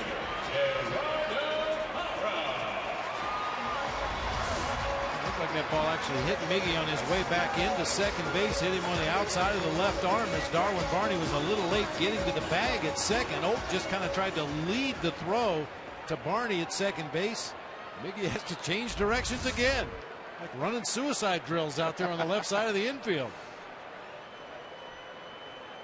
So now it's Montero at third, 2 down for Gerardo Parra.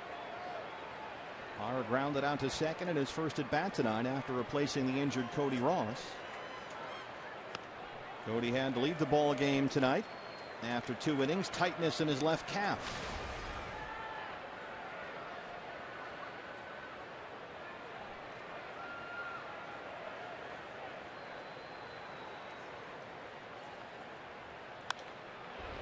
And that is E5 on the throw by Michael to third baseman. Second Cub error tonight, allowing Montero to get to third. It's a tough error, but base has got to be accounted for.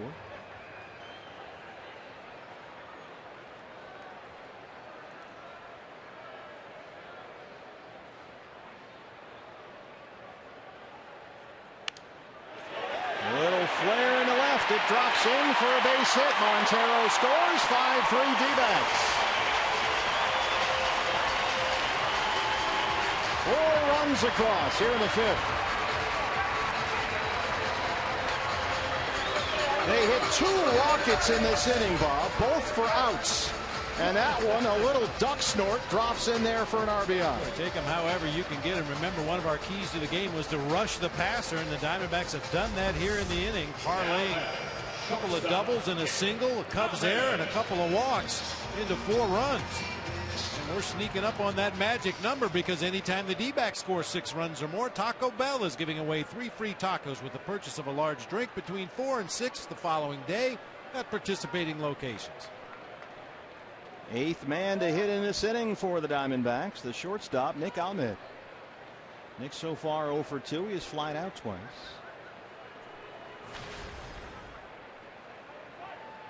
And it is still quiet in the Cub bullpen.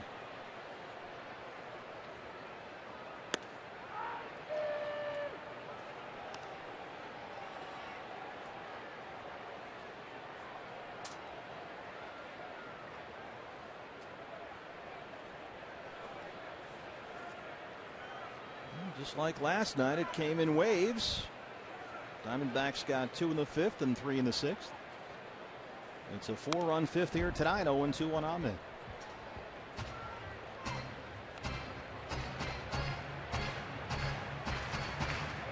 Well, you might get him one more run. And what has become a long inning for Travis Wood, just like the first. He got out of the first unscathed when he left the bases loaded. But here in the 5th, not so much.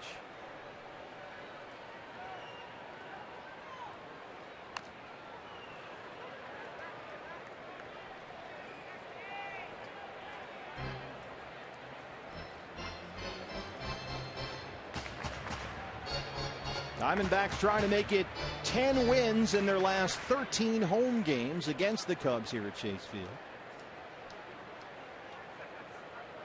They split 4 games at Wrigley back in April.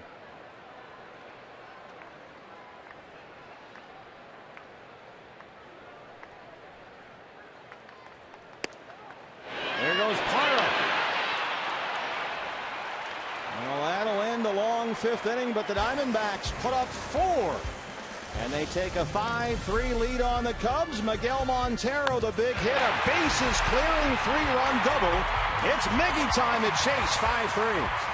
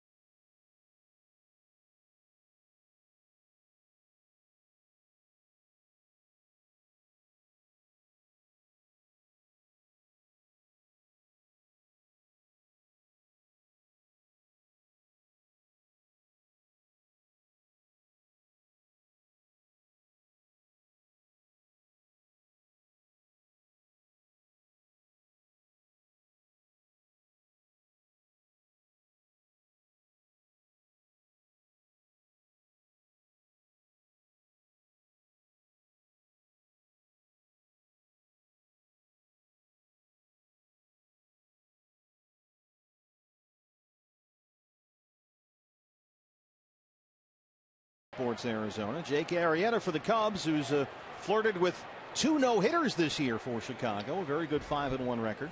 Up against Josh Colmenter on Star Wars Day here at the ballpark. So may the force be with you. Join us here at Chase Field to watch on Fox Sports Arizona. Perfect guy to start on Star Wars Day because, well, frankly, he's out there in space. Is he ever? And he's got his own Jedi robe that he wears around without having to be told to do so. Starlin Castro takes ball 1. Castro so far an RBI single, and he hit into a fielder's choice, 1 for 2. So a new ball game for Wade Miley, out with a 5-3 lead. Boy, anytime your team spots you to a 4-run inning, give you a lead in the ball game, you'd love to have that shutdown inning. Go right out there and get 3 quick outs, get your team back at the plate, swinging the bats again.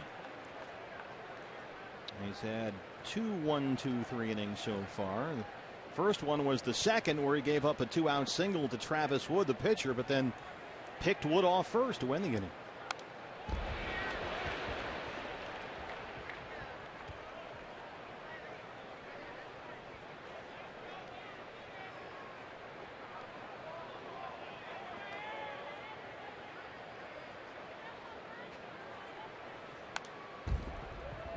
Starlin Castro up there hacking. He's been doing much of his damage this year with pitches on the inner portion of the plate. I know you join me in thanking our friends at Subway. Got some sandwiches up to the booth yesterday because Lord knows we don't eat enough. That's one of my regular stops. Oh, yeah, absolutely. It's great to have a Subway here at the ballpark. Go down there, eat fresh right before the game.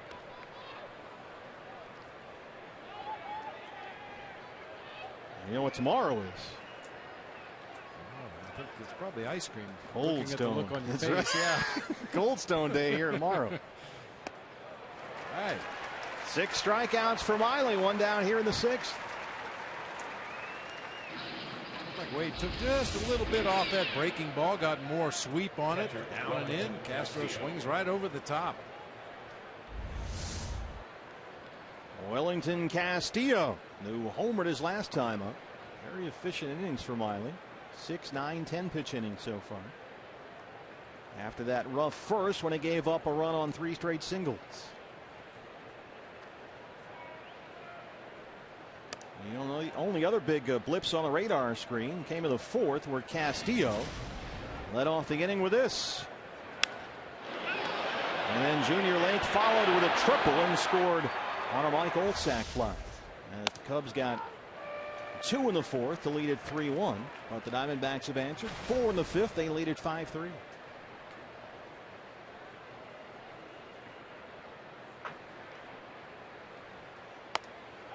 One and 2.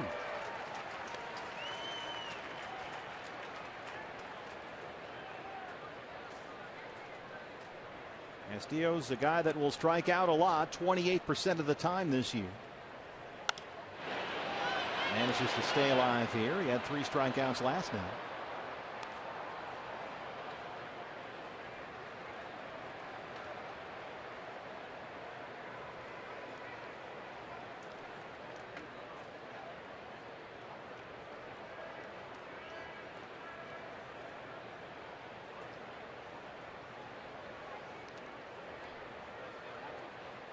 Two balls and 2 strikes. Riley bounced one there.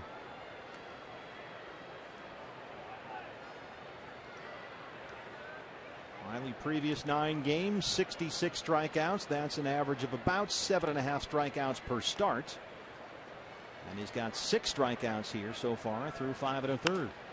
And here to center, room for Ender and Cincinnati.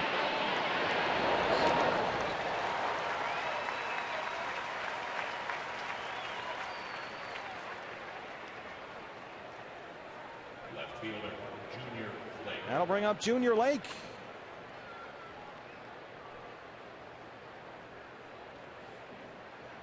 Junior Lake looked like he was on his way toward becoming a breakthrough player at one point. Last year showed some real flashes, but this year the offense has vanished.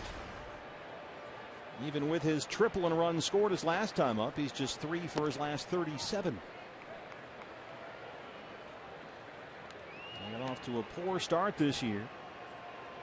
A slow April, bounced back pretty well in May, but since June the 1st, he's hit about 170.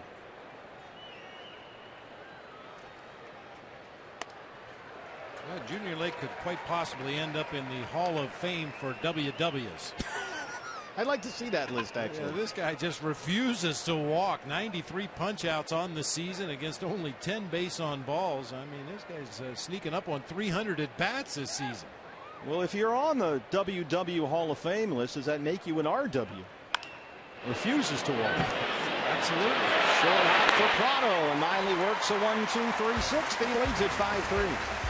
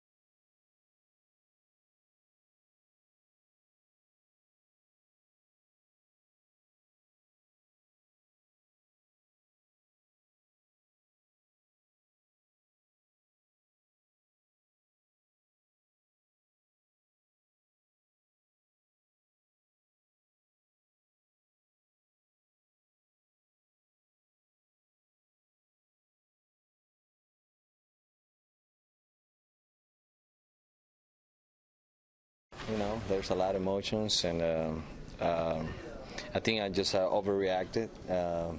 But I mean, most important thing, we won the game, and guys just messing with me like, hey, you have to get injected every day. That was Martin Prado last night, our Geico quote of the game. It was interesting. After the game, I went over to talk to him. I was kind of expecting him to be a little sullen, a little bit upset, but he was actually kind of excited, kind of happy. As you saw right there, his teammates were kind of giving him a little grief about getting tossed out. He should do it all the time. But the first time in his career he had ever been run, and it was interesting also, Kirk Gibson was ejected, and I talked to him about that. The fact that Kirk Gibson went out there and had his players back meant a lot to Martin Prado and the rest of the guys. But let's hope he's not tossed every night. But that's pretty amazing for a guy to go that long without ever getting the run. Nick Ahmed pulls that one foul, Brandon. Bob, myself, I kind of liked it. Martin is so personable and handles everything so well all the time. It's nice to see him get a little human from time to time. Well, he had 3 at-bats in the ball game last night where questionable pitches were called strikes, and it would have helped a little bit if Corey Blaser would have just left his mask on, assumed his position, let Martin vent a little bit on his way back to the dugout and be done with it. But I think Corey Blaser was looking to eject Martin Prado, and when Martin said one more word, that was all he needed. Literally looking at him, kind of waiting and almost inviting the confrontation. Seen a number of umpires do that. 1-1 to Nick Ahmed. 0 for 2, a pair of flyouts. This is hit to left field. Junior Lake. They'll watch it bounce off the base of the wall, and Nick Ahmed is in at second with his first major league double. Probably should have been a foreshadowing. That long strike one line drive down the left field line ultimately gets a pitch right in the middle of the plate. Just bangs it off the base of the wall out there in straightaway left field. Boy, he is lanky up there. And he gets up to top speed for a guy with long legs and long strides. He gets up to top speed quickly out of that right-handed batter's box. 6'3", 205, Nick Ahmed. Now Anthony Rizzo will come well in on the grass from first base with Wade Miley up there showing bunt. Now this time the bunt should go to the third base side because Anthony Rizzo has no base runner at first to hold on, so he's already about a third of the way in from first base. The issue is Travis Wood's a real good athlete, bounces off that mound quickly, and is a left-handed thrower, so it's going to be tough to get that ball down to the third base side.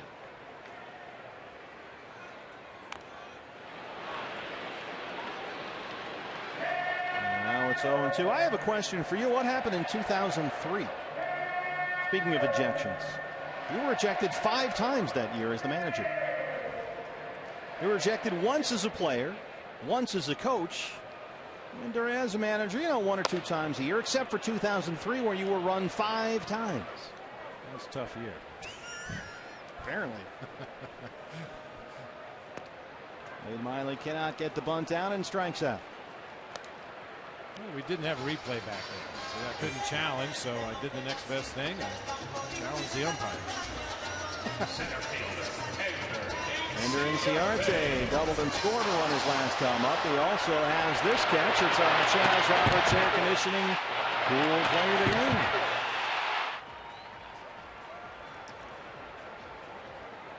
Former Cubs manager Dusty Baker, former Reds manager Dusty Baker, Giants manager. He used to have a saying about outfielders. You hear people say all the time, oh, he'll run through a wall for you.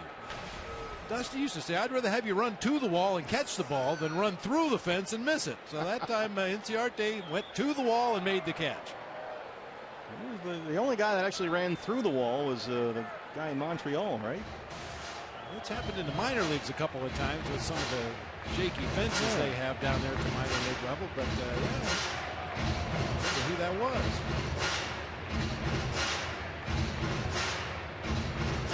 I'm told possibly Turner Ward at some point in his career ran through a wall. So here's Ender Inciarte. He gets the bunt down. It's popped up in front of the plate. And Ahmed is in safely at third. Wellington Castillo tries to get the lead runner, but it's not in time.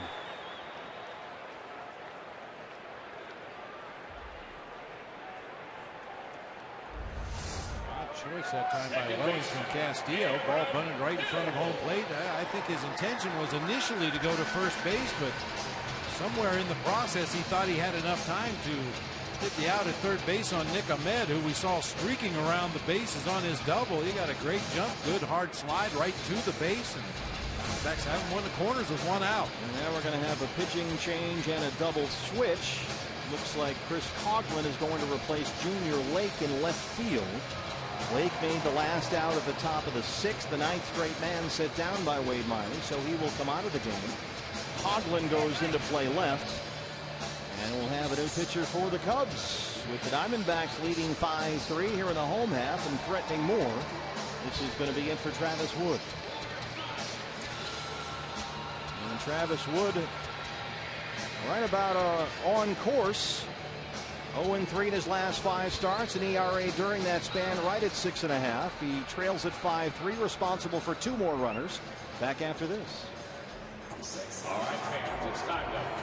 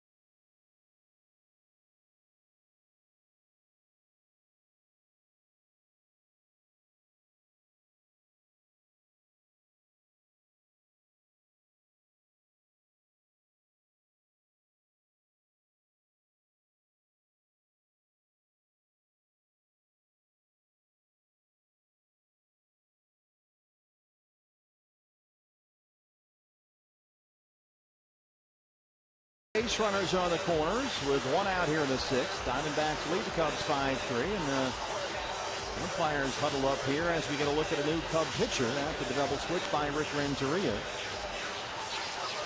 Chris Coughlin comes into left to take over for Junior Lake. He will hit in the 9th spot, and on the mound for the Cubs is the right-hander Carlos Villanueva. Number 33, Carlos Villanueva.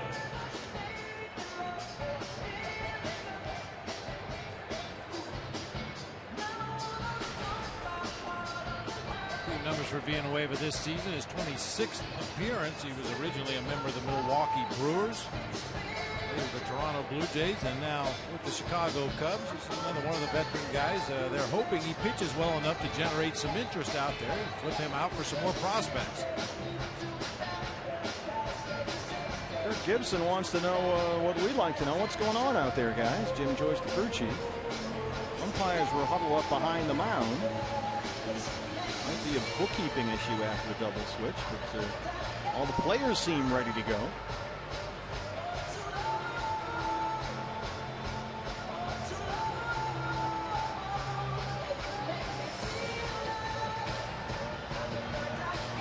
And we are apparently set to resume the bottom of the 6th.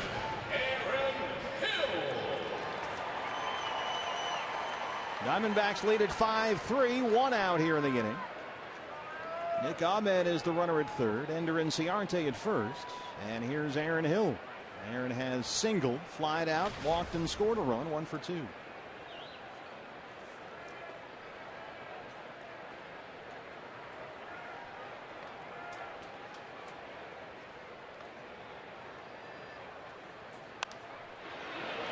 By the way, that bunt attempt by Ender Inciarte has been scored a sacrifice.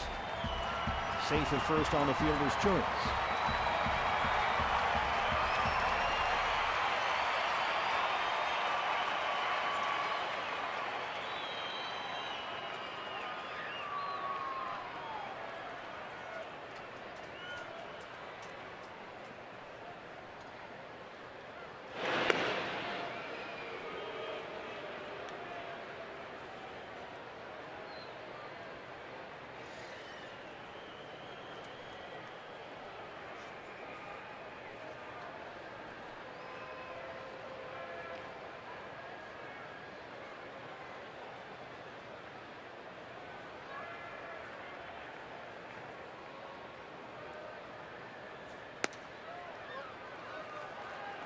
1-1.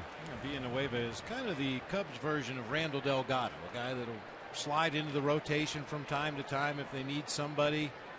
If not, he's the long guy out of the bullpen. Has a 4-pitch mix, which makes him effective as a starting pitcher when he's used in that role.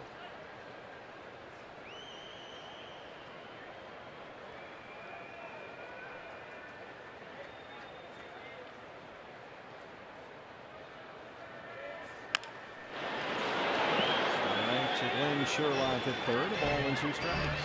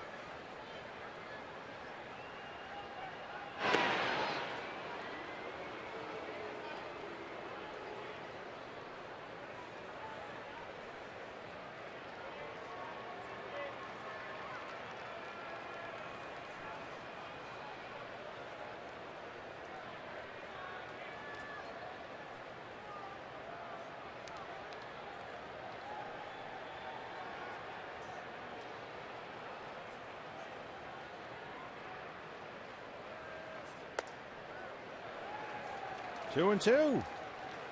Cubs led it 1-0. They got one in the first on 3 straight singles against Wade Miley. Diamondbacks answered with a run in the third. Singles by Goldschmidt and Montero. Cubs got 2 in the fourth. Castillo homered. Lake tripled, came in on an Olt sacrifice fly. Then the Diamondbacks with a 4-run fifth. 3 of them on a bases loaded double by Miguel Montero. And now threatening more here in the 6th. Popped him up. Foul ground. Anthony Rizzo calling for it. 2 down.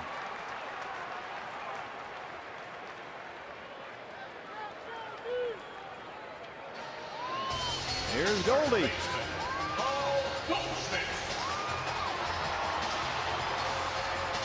Goldie has reached base safely all 3 times he's been up there. A pair of walks and a single. He scored twice.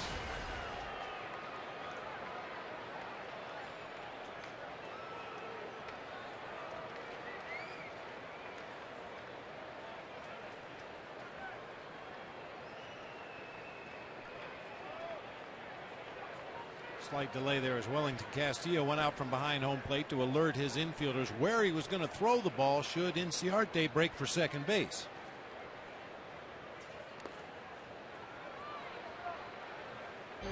Usually there's 3 options. You're throwing straight through to second base to try to get Inciarte steal in the bag. You come out of the chute and throw straight to third base, try to pick off Nick Ahmed down there if he strays too far, or just fake a throw to second base and see what the runners do.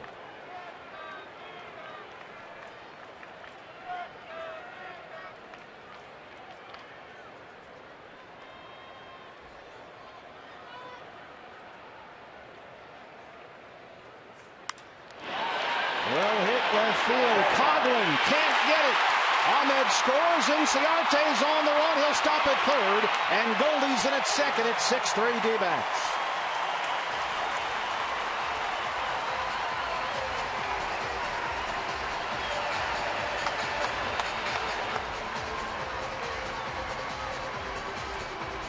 Fans know that at various times this year I've talked about backspin line drives, and this, however, is a topspin line drive.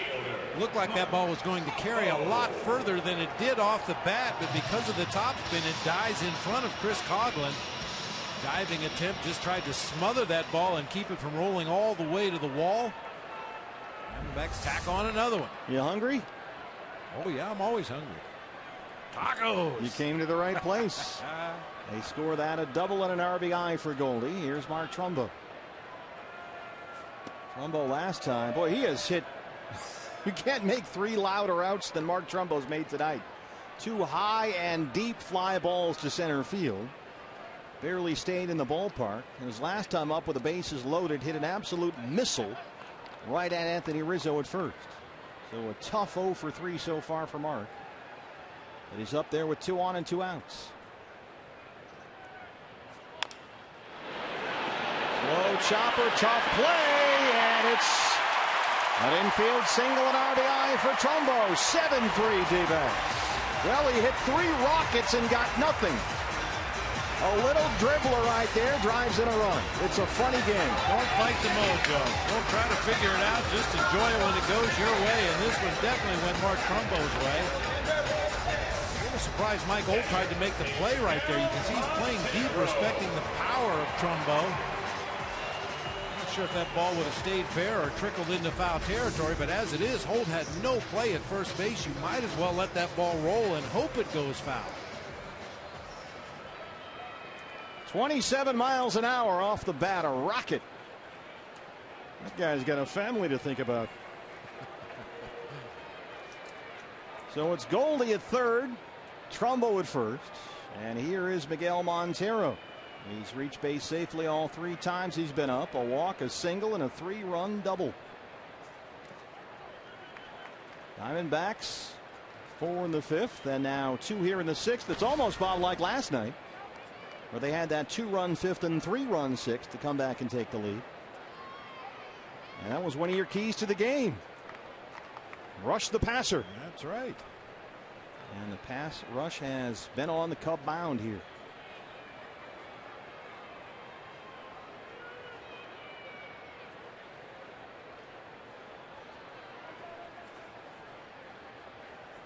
Remember, Mark Trumbo scored all the way from first or second last night. Got up the first baseline well on this one. You know, when a guy's coming back from a stress fracture of the foot, you keep a close eye on how he runs when he really has to bust it. And that time to beat out that infield hit, he had to go hard down the first baseline. No sign of a limp, no sign of favoring that broken foot. A check swing to the third base side, and Olt throws out Montero, and that's the inning. But the Diamondbacks add 2 more, and through 6, they lead the Cubs 7-3.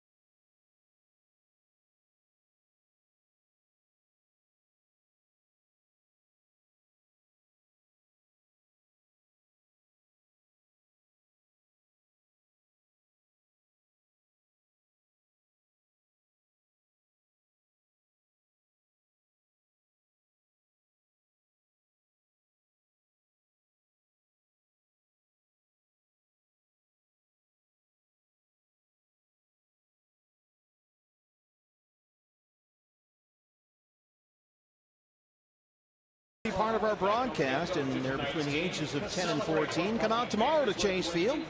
It's Fox Sports Arizona. Sanderson Ford Kidcaster auditions. Go to the Sandlot here at the ballpark between 11:30 and 1:30, and maybe we'll see you up here in the broadcast booth.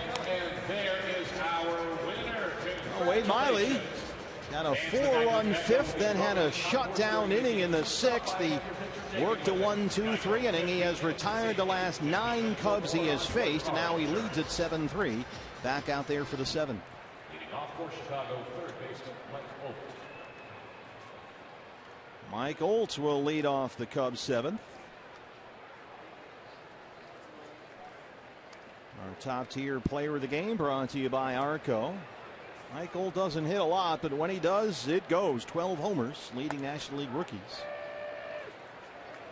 As he tries to get his career back on track. A very highly rated top prospect once in a Rangers system.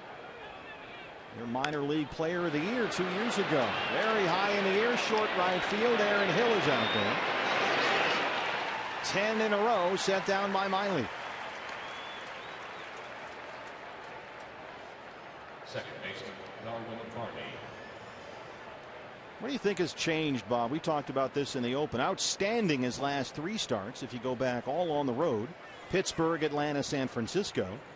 And now he's rolling along here 10 straight at home at Chase Field. What's been the difference lately? Well, we heard Mike Harkey talk about it at the top of the show, just finding a comfort zone, an arm slot and a delivery that Wade Miley could repeat time and time again and keep that sinking fastball and slider around the bottom of the strike zone. And I think he's found a comfort zone with his delivery, driving that ball down to the bottom like that. At least if you miss low or miss on the corners, you have a chance to get some easy outs with weak contact. But when you miss up over the heart of the plate, as Wade was doing earlier this season, the ball tends to end up on the wrong side of the fence. I guess he's just missing more in his favor now and confident to throw that strike in there low and let his defense work behind him. Outstanding his last time out. A win over the Giants a week ago at AT&T Park. 7 scoreless innings. He gave up only 4 hits. Base hit for Darwin Barney.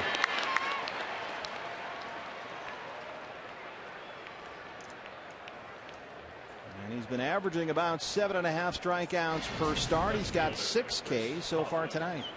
A little bit of everything. Bigger breaking ball that time, bounced in the dirt to get a swinging strike. Just a good old fastball on the inside part of the plate.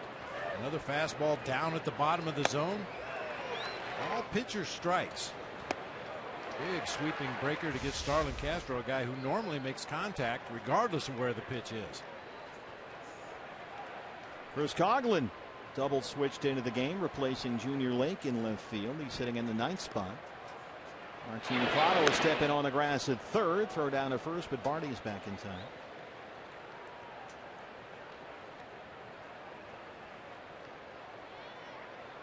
Chris Coughlin got the start last night.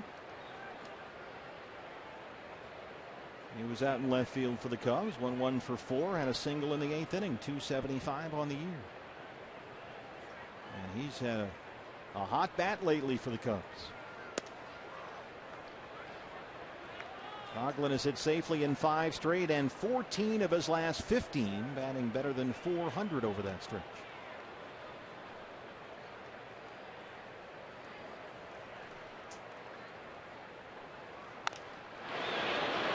Not quite sure what to make of this next stat here, partner. I'm trying to figure it out. We've asked some scouts before the ball game if they could figure it out. Last year, the entire season, Wade Miley had 41 strikeouts where the batter took the called third strike. Looking strikeouts 41 times all year. He has 46 already this season. That's tied for second in the National League. 37% of his strikeouts have been looking this year. And I got a theory. Okay. Shot in the dark here. He's throwing this year a lot fewer 2-seam sinking fastballs and a lot more sliders this year. The slider usage is up about 10% from last year, so maybe he's just snuck a few in there on the back door, caught some guys looking with that slider when they were maybe looking for a fastball. That's the only thing I got. Yeah, the way I look at it, you don't really need an explanation. It's a good thing, and anytime something good happens, you don't need to explain it. Just keep doing it. Well, he's having some issues here. He retired old to lead off the inning. But a Barney single and a walk to Coughlin to put 2 on for the Cubs, and here comes the top of the order. It's Arizmendi Alcantara. Mike Harkey on the phone down to the Sanderson Ford bullpen.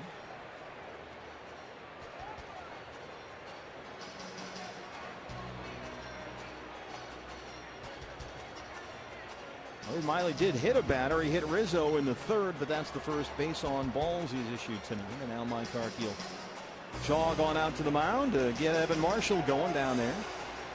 One out here in the 7th inning. Wade Miley's only had 3 3-ball counts in the game. Very aggressive attacking that strike zone against a very aggressive swinging Cubs team.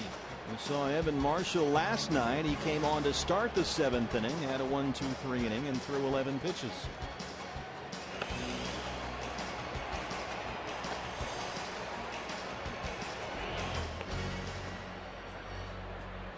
Arizmendi Alcantara, 0 for 3.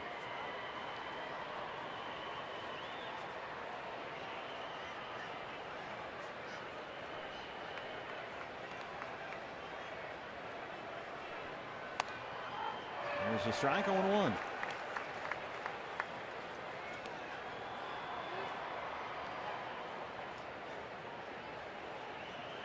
This guy has shown himself to be a line drive hitter with a nice short compact swing, a switch hitter. And excellent speed on the bases. But Miley has jumped ahead here, 0-2. I really loved your Jose Reyes comp with this kid last night. Yeah, Reyes maybe a little bit taller, a little bit thicker, but same style of player. A combination of power and speed. Called strike 3. 7 strikeouts for Miley, 2 down.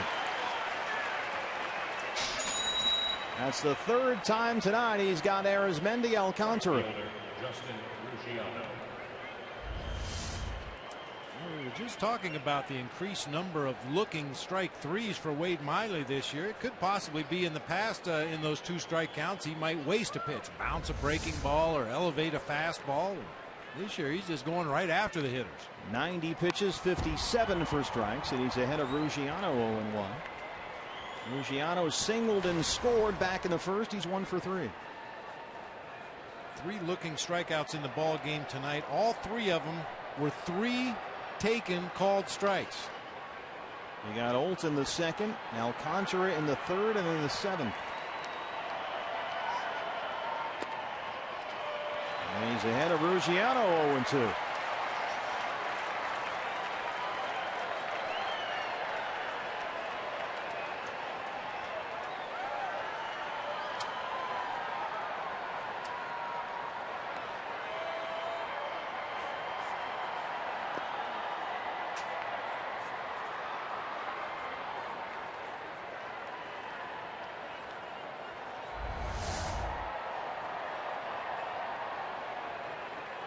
Is that hard to do, get behind the batter like that to make that stuff? Yeah, especially on a fastball. I talk about it all the time. You don't anticipate a fastball going in the dirt. If it's a breaking ball or a changeup, it's always in the back of your mind. That's a fair ball. Long throw for Prado. And Miley strands 2. He is through 7 at stretch time. The Diamondbacks lead the Cubs 7-3. When we come back, make room in the booth. One of the themes tonight, rush the passer. CenturyLink, your link to what's next. With us here for the bottom of the 7th, the Cardinals, Calais Campbell after this.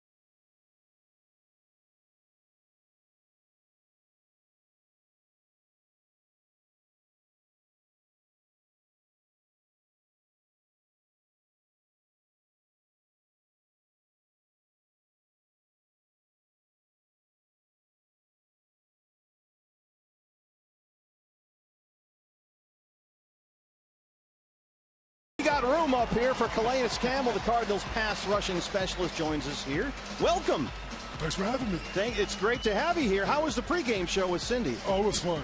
Great time. Now, are you a big baseball guy to get a chance to come out to any baseball games? I'm a big sports fan. I have been to some D-backs games. I love coming. It's always fun just to be in the crowd and be in the atmosphere. It's been a great atmosphere here tonight. Big crowd last night. Another one tonight. Diamondbacks and Cubs. And Calais Campbell, who will be on the post-game show at Diamondbacks Live right after the ball game, joins us here in the booth for the 7th as Martin Prado leads it off. Now, I did my research, as I tend to do. I noticed high school in Denver, Colorado, right? Yes, sir. Led the state in rebounding as a basketball player and block shots. But then I went to the spring. Well, let's see if he played baseball. No, shot put, discus, track and field for you. Yeah, they wanted me to play because, big and tall tried me out as a pitcher, but track and field was more fun for me. I wish I played baseball now as I got a little older. I couldn't really hit, though. It's tough. Believe me, it's tough. Sent me to the booth. Now, you guys are getting ready to fire this thing up next week, right? Yes, we are. Oh. I'm excited. It's going to be a good time. It's hot here. Yeah, but our camp's indoors now. It's all it's all air conditioning indoors. You got the fans and the things blowing water at you. That's all taken care of, right? It's not like the old clips where Vince Lombardi is out there and it's 100 and whatever. Yeah, the game's changed a lot. That's wonderful. We were talking earlier, during the regular season, you're playing an opponent that week, and you prepare for that opponent and their schemes, and you know what you're going to do in practice all week. But training camp's a whole different animal, isn't it? It really is. I mean, 2 days, full speed against your own guys. After a while, you get tired of beating your own guys, though. You can't wait to play against somebody else. Now, you're getting ready for your 7th season. How has your perspective on that whole process changed in your time with the Cardinals? A lot. As you get older, you realize that you start to get a better perspective on the game and how it's played. And training camp's just a good time to get in shape and gel with your teammates. When you're young, you're trying to win the job. Bounce to short. Starlin Castro has it 1 away. So this is what it's going to look like for you guys soon. Big 93. Yeah. 9 sacks last year. Seriously, what's it like to just blindside a quarterback and just level the guy? That's got to be a good feeling. The ultimate feeling when you hit a quarterback and he doesn't know you're coming, you put him to the ground, and you take a little trash in his ear. I know you're coming back soon. You're a little trash talker out there, then. Just a little bit to the quarterback to let them know that it's gonna be a long day, especially if I get them in the first quarter. So they worried about me. They're looking over at me before the play started. Son, I'm going to be here all day. Yes, 100%. That's for you the equivalent of a home run, right? Oh yeah, all right. 100%. Gerardo Parra carves this one out to left. Chris Coughlin has got room, 2 down. Well, Calais, you were. I'm sure you were told, drafted by the Brenly committee to pick our AT&T fan photo of the day. And now let's see what you've come up with here. You guys better like this too now. Oh, it's great. Oh, I love it. The Fan Express bus. Yeah. Nice work. Thanks to all of you who tweeted in your fan photos. Brought to you by AT&T. What's the season going to be like this year? I read mixed things about it. It's a tough division. I think our offense got a lot better. We're in a tough division here, sure, and it's going to be, every game's going to be critical. But I feel like our defense will be the same. Offense got a lot better. I feel like we'll make a strong playoff run here. Yeah, real strong finish to the season last year. Is that more frustrating or more gratifying when man, one more game here, one more game there, and we'd have been where we wanted to be? Yeah, it's a little bit of both. It's gratifying that coming back this year, we can start off where we left off. And we could be a great team. But it hurts because last year our team was just, at that moment, we knew that if we got to the playoffs, we could have made a run for it. We were playing such good football that we might have been Super Bowl champions. I think losing Honey Badger there at the end hurt, too. Yeah, he was really playing well. He's a great player. He's a guy that when we get him back, he's going to really affect our defense, make us a lot better.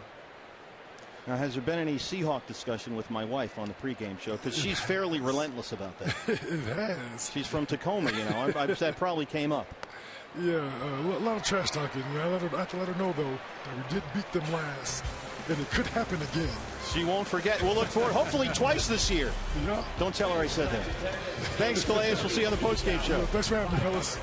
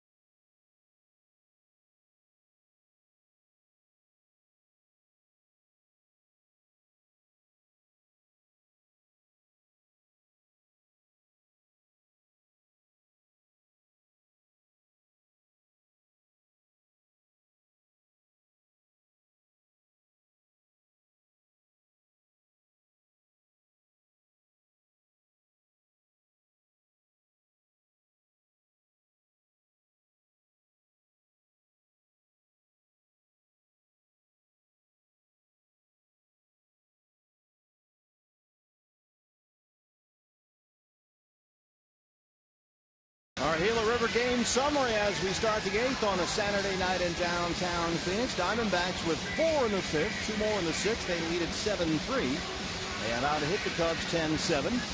And are now 6 outs away from locking down this series and putting themselves in position for a series sweep tomorrow. New pitcher after Wade Miley was terrific through 7. On to start the 8th is the rookie Evan Marshall. We saw him last night. Once again, following the script here for Kirk Gibson. When he's got a lead in the 7th or 8th inning, you usually see Marshall first, followed by Brad Ziegler, and then Addison Reed to close it out. And this would not be a safe situation if the score stays the same, so maybe no Addison Reed tonight. Well, it was a lot of fun getting to meet Calais Campbell. Yeah, what a terrific guy. Great personality. That was really fun. Of course, I'm not a quarterback. Well, that's another story. Ooh. I can't imagine putting some pads on him and giving him a head start and letting him square you up right in the middle of the back. I don't think I ever want to play quarterback. Anthony Rizzo.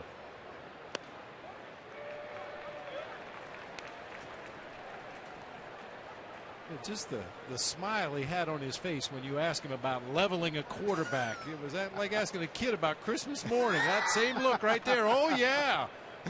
That's the fun part. And we ran out of time there. I wanted to ask Calais about his foundation, the CRC Foundation, which does a tremendous work here in the Valley and all over the state of Arizona. So for more information, we encourage you to visit crcfoundation.org, and you can read all about the tremendous job that Calais' charity does here in the Valley and all over the state of Arizona. Anthony Rizzo down 0-2.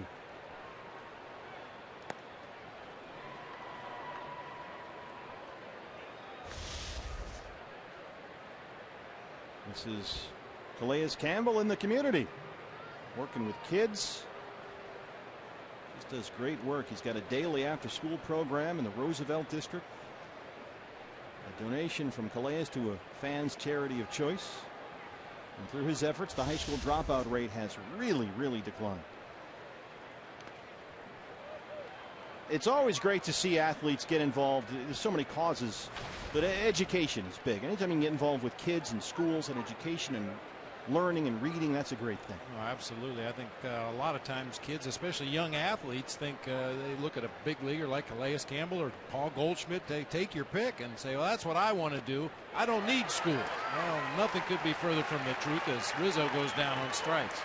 Yeah, Goldie, of course, and his wife Amy do so much tremendous work with Phoenix Children's Hospital here in the area.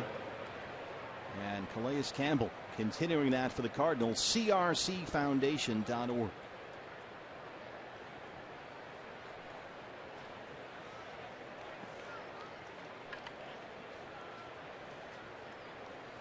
I tell you what, you read that as a high school basketball player, he led the state of Colorado in rebounding and block shots, and I believe him. Even if he's lying, I believe him. That makes sense. Just a great job on our AT&T fan photo, too. Outstanding job. Now you're just I didn't want him to look at me like a quarterback. I wanted to make sure he knew that I was on board with that picture.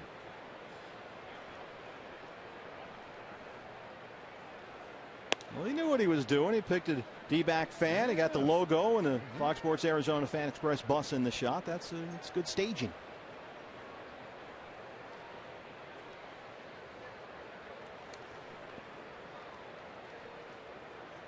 Evan Marshall last night, 11 pitches, 8 for strikes, and working a 1-2-3-7. Here's the 1-1 to Castro. Off the fist and into left for a base hit. Starlin Castro, 2 for 4 with an RBI. Hey fans, we invite you to play Kachinko by signing up at one of the 16 interactive kiosks right here at Chase Field during any Arizona Diamondbacks regular season home game. And a great look at some of the Goldie t-shirts given away to Diamondback fans who were here at the ballpark with us tonight. First 20,000 got the America's First Baseman All-Star t-shirt. And thanks to all our Diamondback fans who did such a great job getting out the vote. Wellington Castillo homered in the 4th. He's 1 for 3. Into the glove of Aaron Hill and into center. Castro will stop at second. And with a pitcher spot due up next after the double switch, we'll get a look at Nate Sherholz.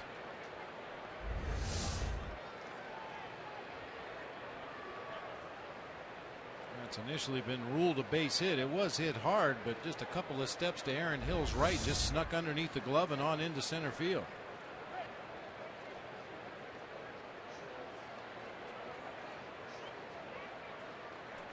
So hitting for the pitcher, Nate Scherholz, 2 for his last 21 up there. He grounded out in a pinch hit appearance against Evan Marshall last night. So round 2 right here.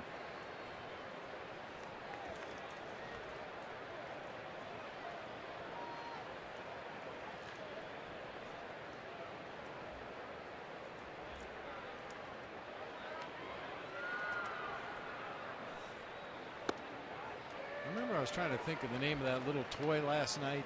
With the magnets and the beard. And the metal shavings. Well, Nate Scherholz has cleaned up a little bit today. He had the full beard going last night with his head shaved. And I said it kind of reminded me of that game. It's called Wooly Willy. It's actually the name of the little toy. And they showed a lot of things that you could do as that one's grounded into a possible double play. And they turn it. We've got to get you to stay off the internet. Evan Marshall, a double play ball, and that ends the top of the 8th at 7-3 D-backs.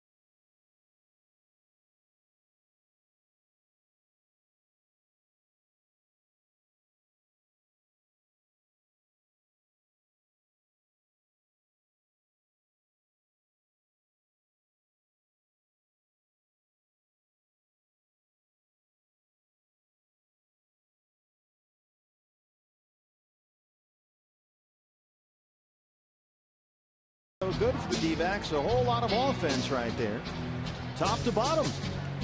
We'd love to see it spread around like that, get everybody involved.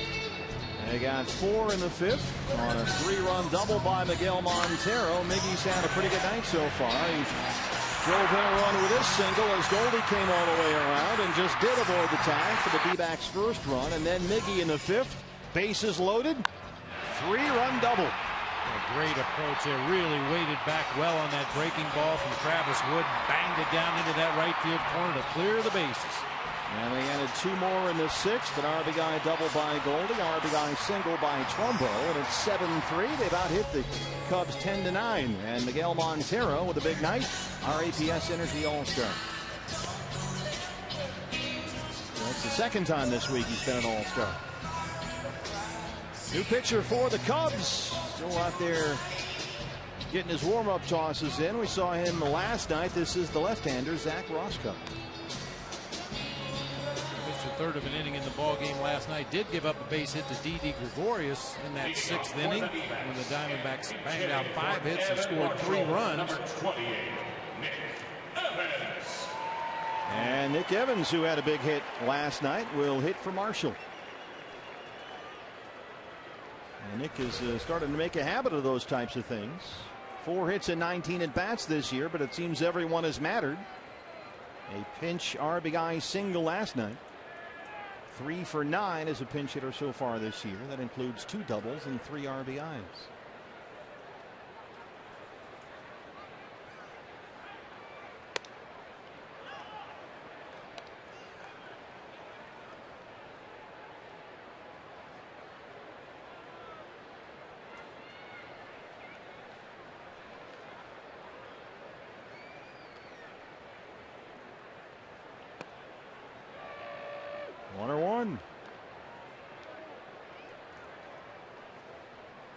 Nick Evans, the 8th Arizona-born player now to appear with the Diamondbacks. St. Mary's High product, now finally playing for his hometown team.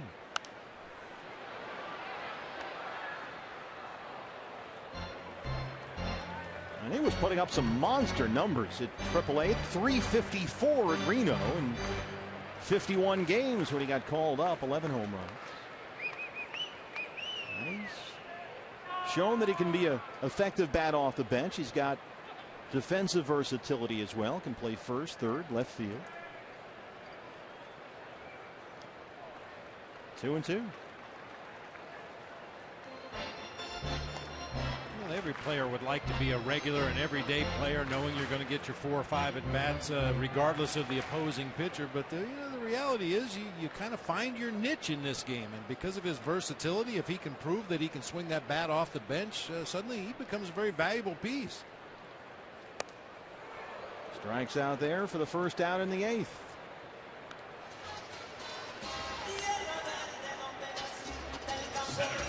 Here's Ender Inciarte. Speaking of the minor leagues, Archie Bradley with a solid outing today for the Mobile Bay Bears. 7 innings, struck out 10, walked only 1. He did give up a couple of earned runs and left with the score tied at 2. 10 strikeouts. Punch outs, only 1 walk. That bodes well, I'm guessing, for the health of that elbow after he had to be shut down earlier this year. Still seems like we will see Archie at some point this year. It just makes too much sense not to give him a look.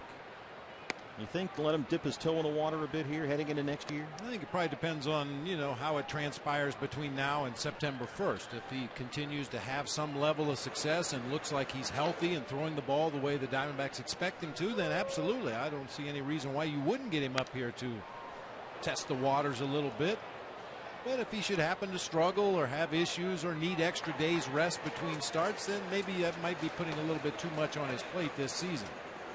Starting pitching will have to be a priority in reshaping this D-backs ball club. That's what GM Kevin Towers, who we saw a moment ago, told Nick Pecoro last week. That's something that's in the works. KT said that the Diamondbacks have realized that with pitching, they're either going to have to go out there and trade for it or acquire it in some way in the offseason. So you've got a rotation built hopefully around Archie Bradley and Patrick Corbin and Wade Miley. And then Chase Anderson and on down the list. Daniel Hudson figures to be in the mix moving forward. Josh Colmenter remains to be seen what his role will be with this ball club. He's the jack of all trades on that pitching staff. Hopefully we'll see Huddy in the bullpen later this year. And by the way, mentioning Patrick Corbin, we should say happy birthday to Patrick, who turns 25 today.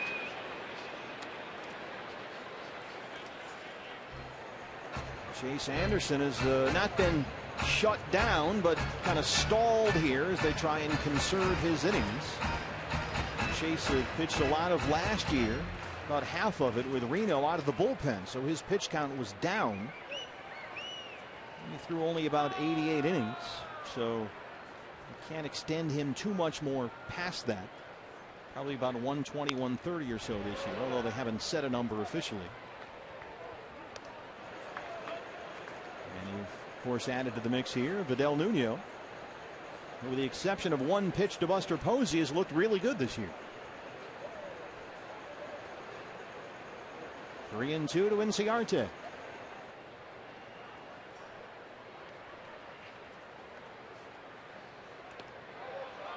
Yes, he went. That's what Corey Blazer says down at third, and 2 strikeouts in the inning for Roscoe. Second baseman, Aaron Hill.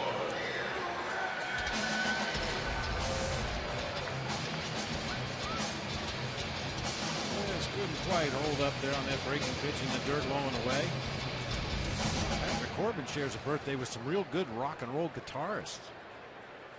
Bernie Ledden of the Eagles, Brian May of Queen, and Alan Collins from Leonard Skinner. Ooh, wow. Get after it.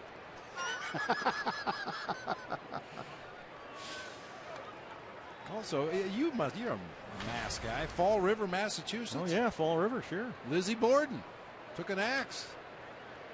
Remember that?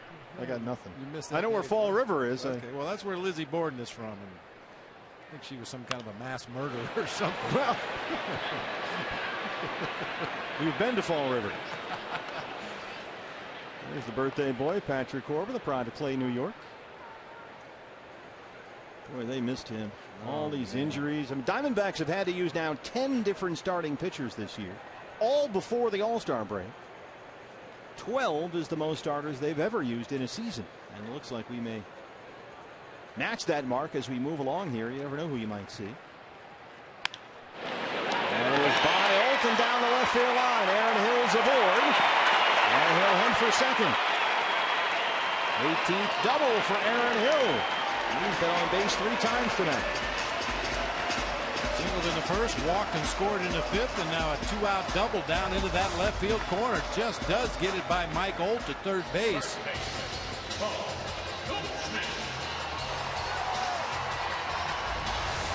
And a chance for Goldie. Goldie has reached base safely all 4 times he's been up there. He has walked twice. He's got a single, a double, and RBI. He scored 2 runs. Not a bad night.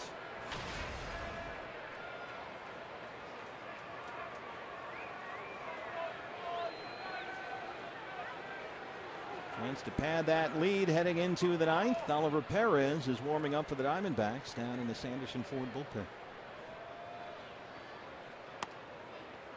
1-0.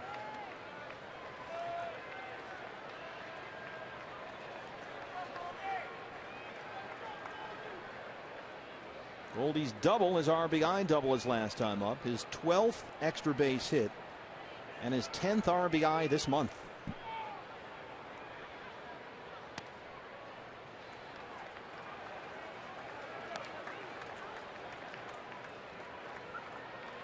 And that's only in 14 games.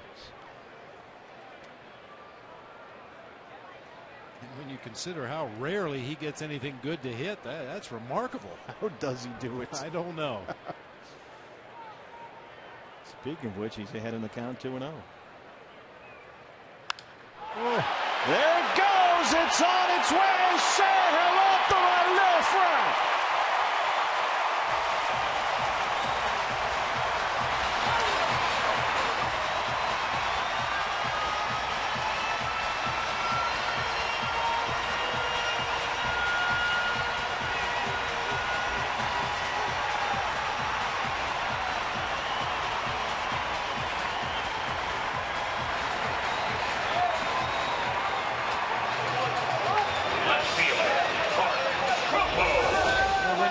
Get a pitch to hit, he rarely misses it. This ball is absolutely clobbered to left field. Oh my. I mean, that's what sets the good hitters apart from the great hitters, or the great apart from the good. When you do get a pitch in the strike zone, don't miss it. Hit it hard somewhere.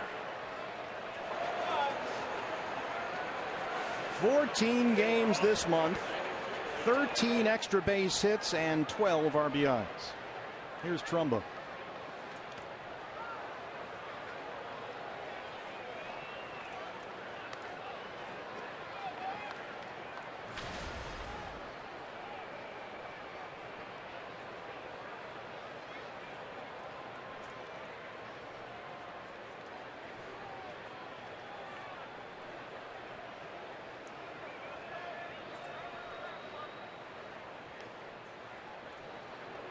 Mediocre hitter would take that same 2-0 fastball down the middle of the plate and foul it off, or swing and miss, or pop it up.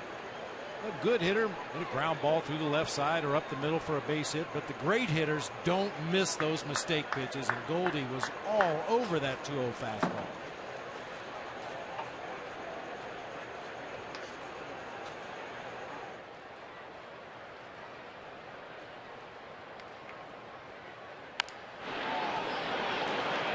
Foul to third. This is hittable.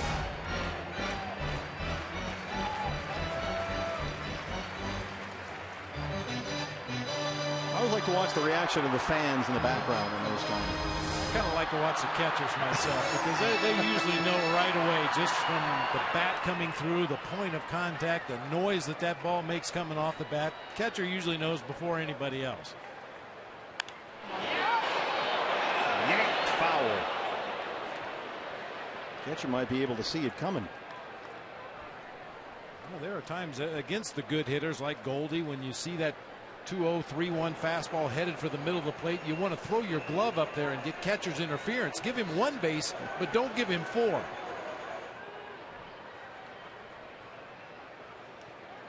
Funny, you saw that shot of Aaron Hill and Kirk Gibson in the D-backs dugout. They're just standing there smirking with Goldie behind them after what they've just seen, because they see it time and time again. Just trying to get a good pitch to hit and hit it hard somewhere. Yeah, Goldie feels that's his job. That's what he's supposed to do. Called strike 3. That ends the inning, but the Diamondbacks get 2 more. Paul Goldschmidt, his 18th home run of the year, and it's 9-3.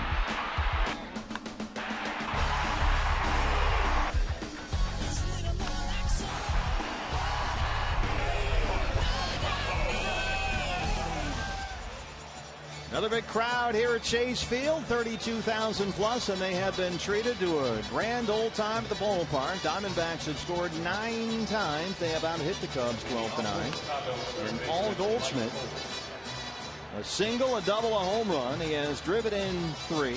He has scored 3. He's also walked twice. Just another day at the office. Yeah, just another day at the office, and effectively has taken the fans out of the game. You know, a lot of Cub fans show up here when their beloved Cubbies are in town and root for their hometown team. And because of the offense of the Diamondbacks last night and again here today, they've kept the Cub fans quiet.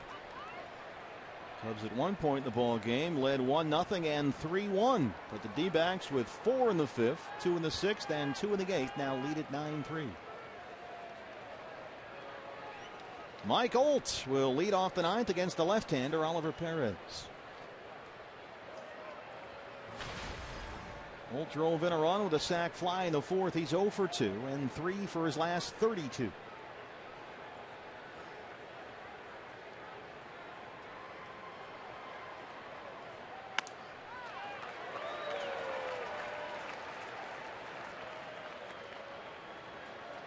Mike Olt mentioned at one time a top prospect in the Rangers system, came out of UConn, a 1st-round pick. That's a program that's had a pretty good run here lately in Storrs, Connecticut. He played on that Huskies team with D-back shortstop Nick Ahmed. George Springer, the Astros outstanding rookie, was in that program at the same time as well. So was Matt Barnes, who was a first-round pick, a pitcher by the Red Sox.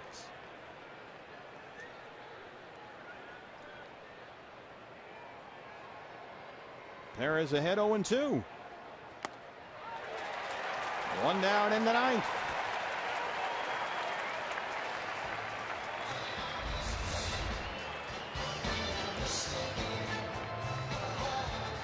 Second baseman Darwin Barney. Darwin Barney got the start at second against the left-hander Miley. He singled his last time up, 1 for 3.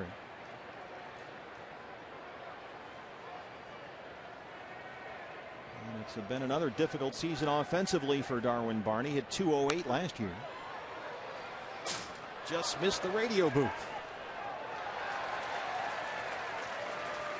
He's played a little more lately. He's hit a little more lately, but his lack of offense has made it a little hard to look at him, Bob, as part of the future here with the Cubs, especially with all these young guys coming up. Well, they've got a bunch of guys that play the shortstop position, and we talked about it a little bit last night. Somebody probably is going to move from short to second to get a little more offense in the lineup for the Cubs. Barney, a superior defender, Gold Glove winner a couple years ago, but offensively, he's one of those guys that likes to get his at bat over with quickly. Rarely sees more than 2 or 3 pitches in an at bat. Rarely walks. They have Javier Baez, one of their top prospects, a great shortstop in their system, and they just, in fact, the other night moved Baez over to second base, so it looks like that's where he may end up after they acquired the great shortstop prospect Addison Russell in the trade with the A's.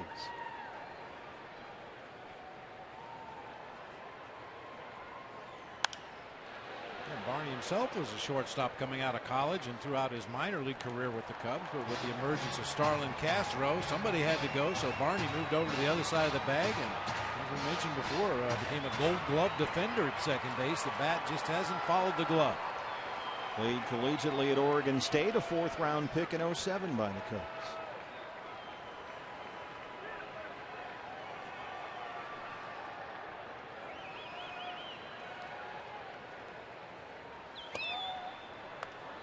Three and two.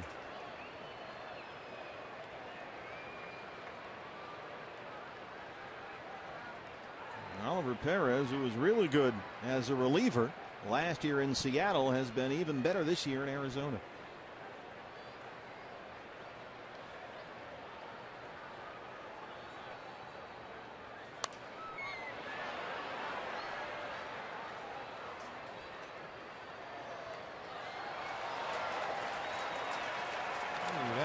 Oliver Perez is a guy that is drawing some interest out there as we approach the trade deadline. A veteran left-hander having himself a really good year on a team that's struggling.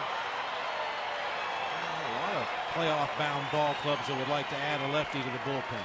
And he's here on a 2-year deal, so you get some cost certainty. But the Diamondbacks also might need him next year. He's been so good.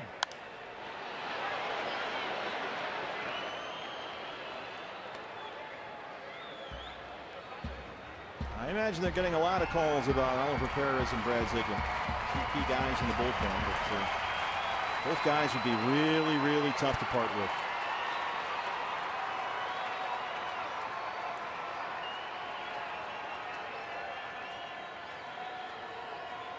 Another 3-2. Base hit down the right field line. Parra fishes it out of the corner, and Barney heads for second. And he'll keep going to third. Second triple this year for Darwin Barney.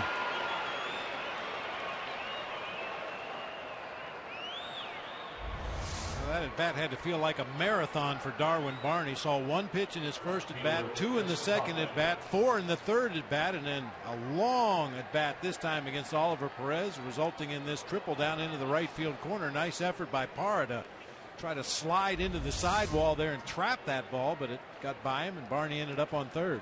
Second triple tonight for the Cubs. Junior Lake tripled back in the 4th. Parra hustling all the way, couldn't quite cut it off in front of the wall. So Barney's at third with 1 out. And here's Chris Coghlan. Coghlan walked his first time up, came into the ball game about midway through after a double switch.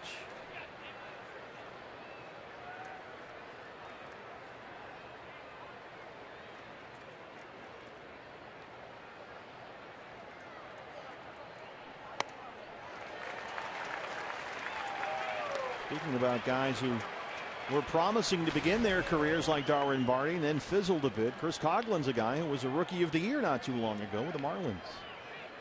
Back in 2009, hit .321 that year. But just has never really come close to that level of production since.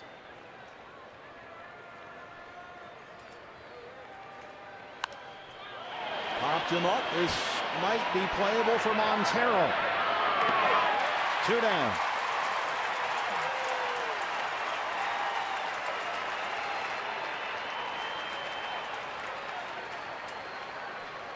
Well, the Cubs tonight playing their 54th road game of the year. No major league team has played more on the road. And the road so far has been unkind to Rick Renteria's club. 13 games under 500, and they're about to lose their second straight here at Chase Field. It's up to Arizmendi Alcantara. He is 0 for 4. He has struck out 3 times. Got the start last night at second base. He's out there in center field tonight.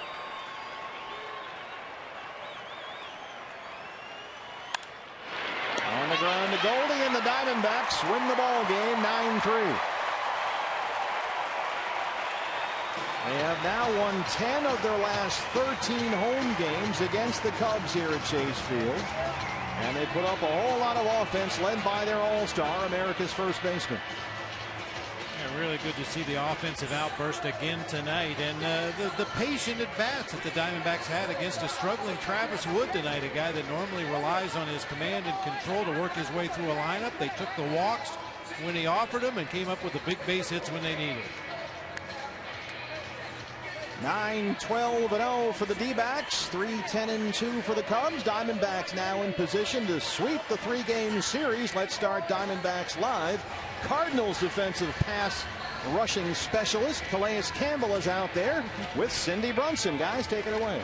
Thanks so much. Calais Campbell, a good luck charm, ladies and gentlemen. For the first time since 2007, your D-backs come out of the All-Star break winners of 2 in a row. What impressed you most today? You know, I think Montero had a great game. Yes. Just to see him play the way he did is awesome. He's responsible for 4 runs. That's huge. And that Goldie home run wasn't terrible. Oh, yeah, that was nice. I called him up before pregame. Right on, he did. We'll talk about that and oh so much more. D-backs Live is coming your way right about now. Goldie gone again. His second home run in as many days. 18th on the season. You'll hear from him in just a bit. We're ready to go. Do stick and stay.